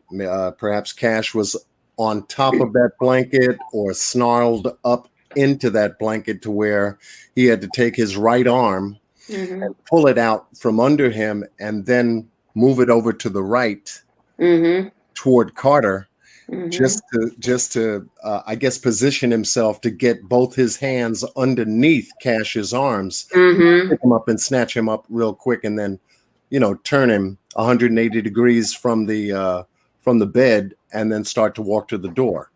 Yeah, yep. That's the way it appeared to me. Mhm. That whatever was happening at that moment, you can actually see that this individual was being very careful not to wake Carter up Mhm. in his movements. Yep. And that's why I'm studying the physiology of both these clips, because Mhm. something is definitely not right with these video pieces. Yeah, no, it's Yeah. all put together. And they try to make it to where it was like a clean cut. Nah, it's not clean cut. It's too many flaws. You see it flickering, and then you notice when it flickers, you see like different things that are moved. As soon as it flickers, something is out of place. Right. Yeah. Right. Yeah. Right. As soon as it goes to the color video, you can see stuff that's moved. So it's not the same day. It's not the same day. I don't Right. believe it is. Or it could be, Yes, or it ma'am. could, yeah, or it could be the same day, Mm-hmm. but the timing is off. We're Right. talking about Not at 7:20, whatever. That's right, possible. Yes. Yep. right. Because we're jumping from a 5 o'clock, Mm-hmm. supposedly, allegedly a 5 o'clock video that was Mm-hmm. shot in night vision, Right. and then a 7:27 shot of the Mm-hmm. same room in daylight. Right. Yeah. Yes. Mm-hmm. Yes. So I'm with you on a lot of your points, Crystal, and that's why I wanted you to give your feedback, because I'm just starting to analyze and study the video pieces itself. I will be Oh. looking for certain items around the movements that happened in the room. Okay. I'm Then going to do be me a looking at the shades. I'm going to be looking at the windows. I'm going to be looking at articles on the floor. I'm going to be Yep. looking at articles that could have been near the crib at the time in night vision and then not there in day vision. So It's- while If, while you're watching the black and white, yeah, watch the blanket. As soon as Carter gets in, pay attention to the design that's on the blanket and how far it is past the how far it's past the edge of the bed. It's like almost to the floor. You'll see what I'm uh, talking about. the crib railing. Yeah, the crib railing at the bottom, you'll see how far it is past that. You're gonna see the designs on it. You're gonna see the camera flash. It's gonna flicker, and then you're gonna see you can't see the designs anymore on that blanket, and the blanket is not. The blanket is above the railing now. You'll see Okay, it. so there must have been a jump in the video to Yeah. where that article was moved. Yep. That's what I'm Okay, saying. Yeah, it yeah. was. Yeah. Yep. Okay. So that's what I'm going to be analyzing to see if there was any intention to actually begin some kind of a cover up Yep. in that night vision, and Mhm. then the day vision that would show intent, more Mhm. intent, more intent happening to what happened to Cash, Mhm. and then the intent if he was coming back for Carter, which I Mhm. didn't see, and I only looked at Yeah. the video pieces about a couple of times just to orient myself with the location. Mhm. Yeah, Yeah. I don't think that he went in there to. I don't think he went in there to get cash. I just don't feel it. I don't think he went in there to do that. Um, and the reason why I say is because he was too laid back, yeah, like it was nothing. He was He was too comfortable. calm. Comfortable. Yeah, he's very comfortable. He's been in the house before. Yep. Yeah, he's yeah, been in that house before. So well, we already know now that she lied about that. They both lied about that, not knowing him and this and that. yeah. So of course that. He appeared to me like he just went in there to check on him, Mm-hmm. and that was basically it. He just turned around and meandered Right. out of the video frame and everything. And the other thing that got pointed out to me was the fact that if he knew that Cash was supposed to be in the room, why didn't he alert anybody in the household that he wasn't there? If he knew both boys slept in that bed. You follow what I'm saying? Let's say that again. If he knew that Cash wasn't there when he entered the room in the morning, and he knew both boys should have been in that bed, why didn't he ever? Well, we don't know, but did he ever mention the fact that Cash wasn't in that room? Well, we haven't heard nobody speak. That's the point. He's incarcerated. Right, So right, we're not gonna hear anything from him. right. And I'm wondering if that was omitted when Monica made her statement. And I'm wondering if that was omitted when Cameron made his statement on purpose. They left it out. Everything was left out. That's the whole point of her being a liar. Yeah. So the story's got a lot of holes in it from Monica and Cameron's points of view and what they told us. They didn't plan it carefully. Yeah. And usually when you don't plan things carefully, you get a lot of mistakes. And so that's what we're looking for, are the holes and the mistakes. Yes. Just like you've been doing, Angela. You've been finding a lot of mistakes Thank you. in this case, like some of the other cases that you've covered, by asking the right questions. You're pointing out the mistakes and everything. So it does take a keen perception to look for things that most people wouldn't look at, rather than just look at something for its immediate value and then jump to conclusions as to what that value is. Right. You know, without asking the questions as to why not, like you said. Right. Someone said something. Cam making a comment about they only slept there that night. That's why I told you all that's just, it's all fake. I think everything is fake. Right. But I appreciate you having me on your channel, your panel tonight, Miss Angela. Dolphin, let me address you right quick because I'm going to clear this up and I'm coming off this live because I'm not getting to do this in hour 3 with you. Surely she wouldn't leave sheets on the bed that had been wet on. Surely she didn't care about the kids by letting them stay in another part of the house. Surely she called at 6:53 to the police to say somebody broke in her house. Yet at 6:50, a black woman discovered a white baby laying in the street 3 minutes beforehand. Surely she lied to the Daily Mail about what the hell took place in her house. Surely she lied, her and her son, about knowing Darryinn Brown. Surely. Mm-hmm. John Q, thank you for joining me. Thank you, Chris. Yes. God bless all of you. Like, share, subscribe, drop your comments on my community posts.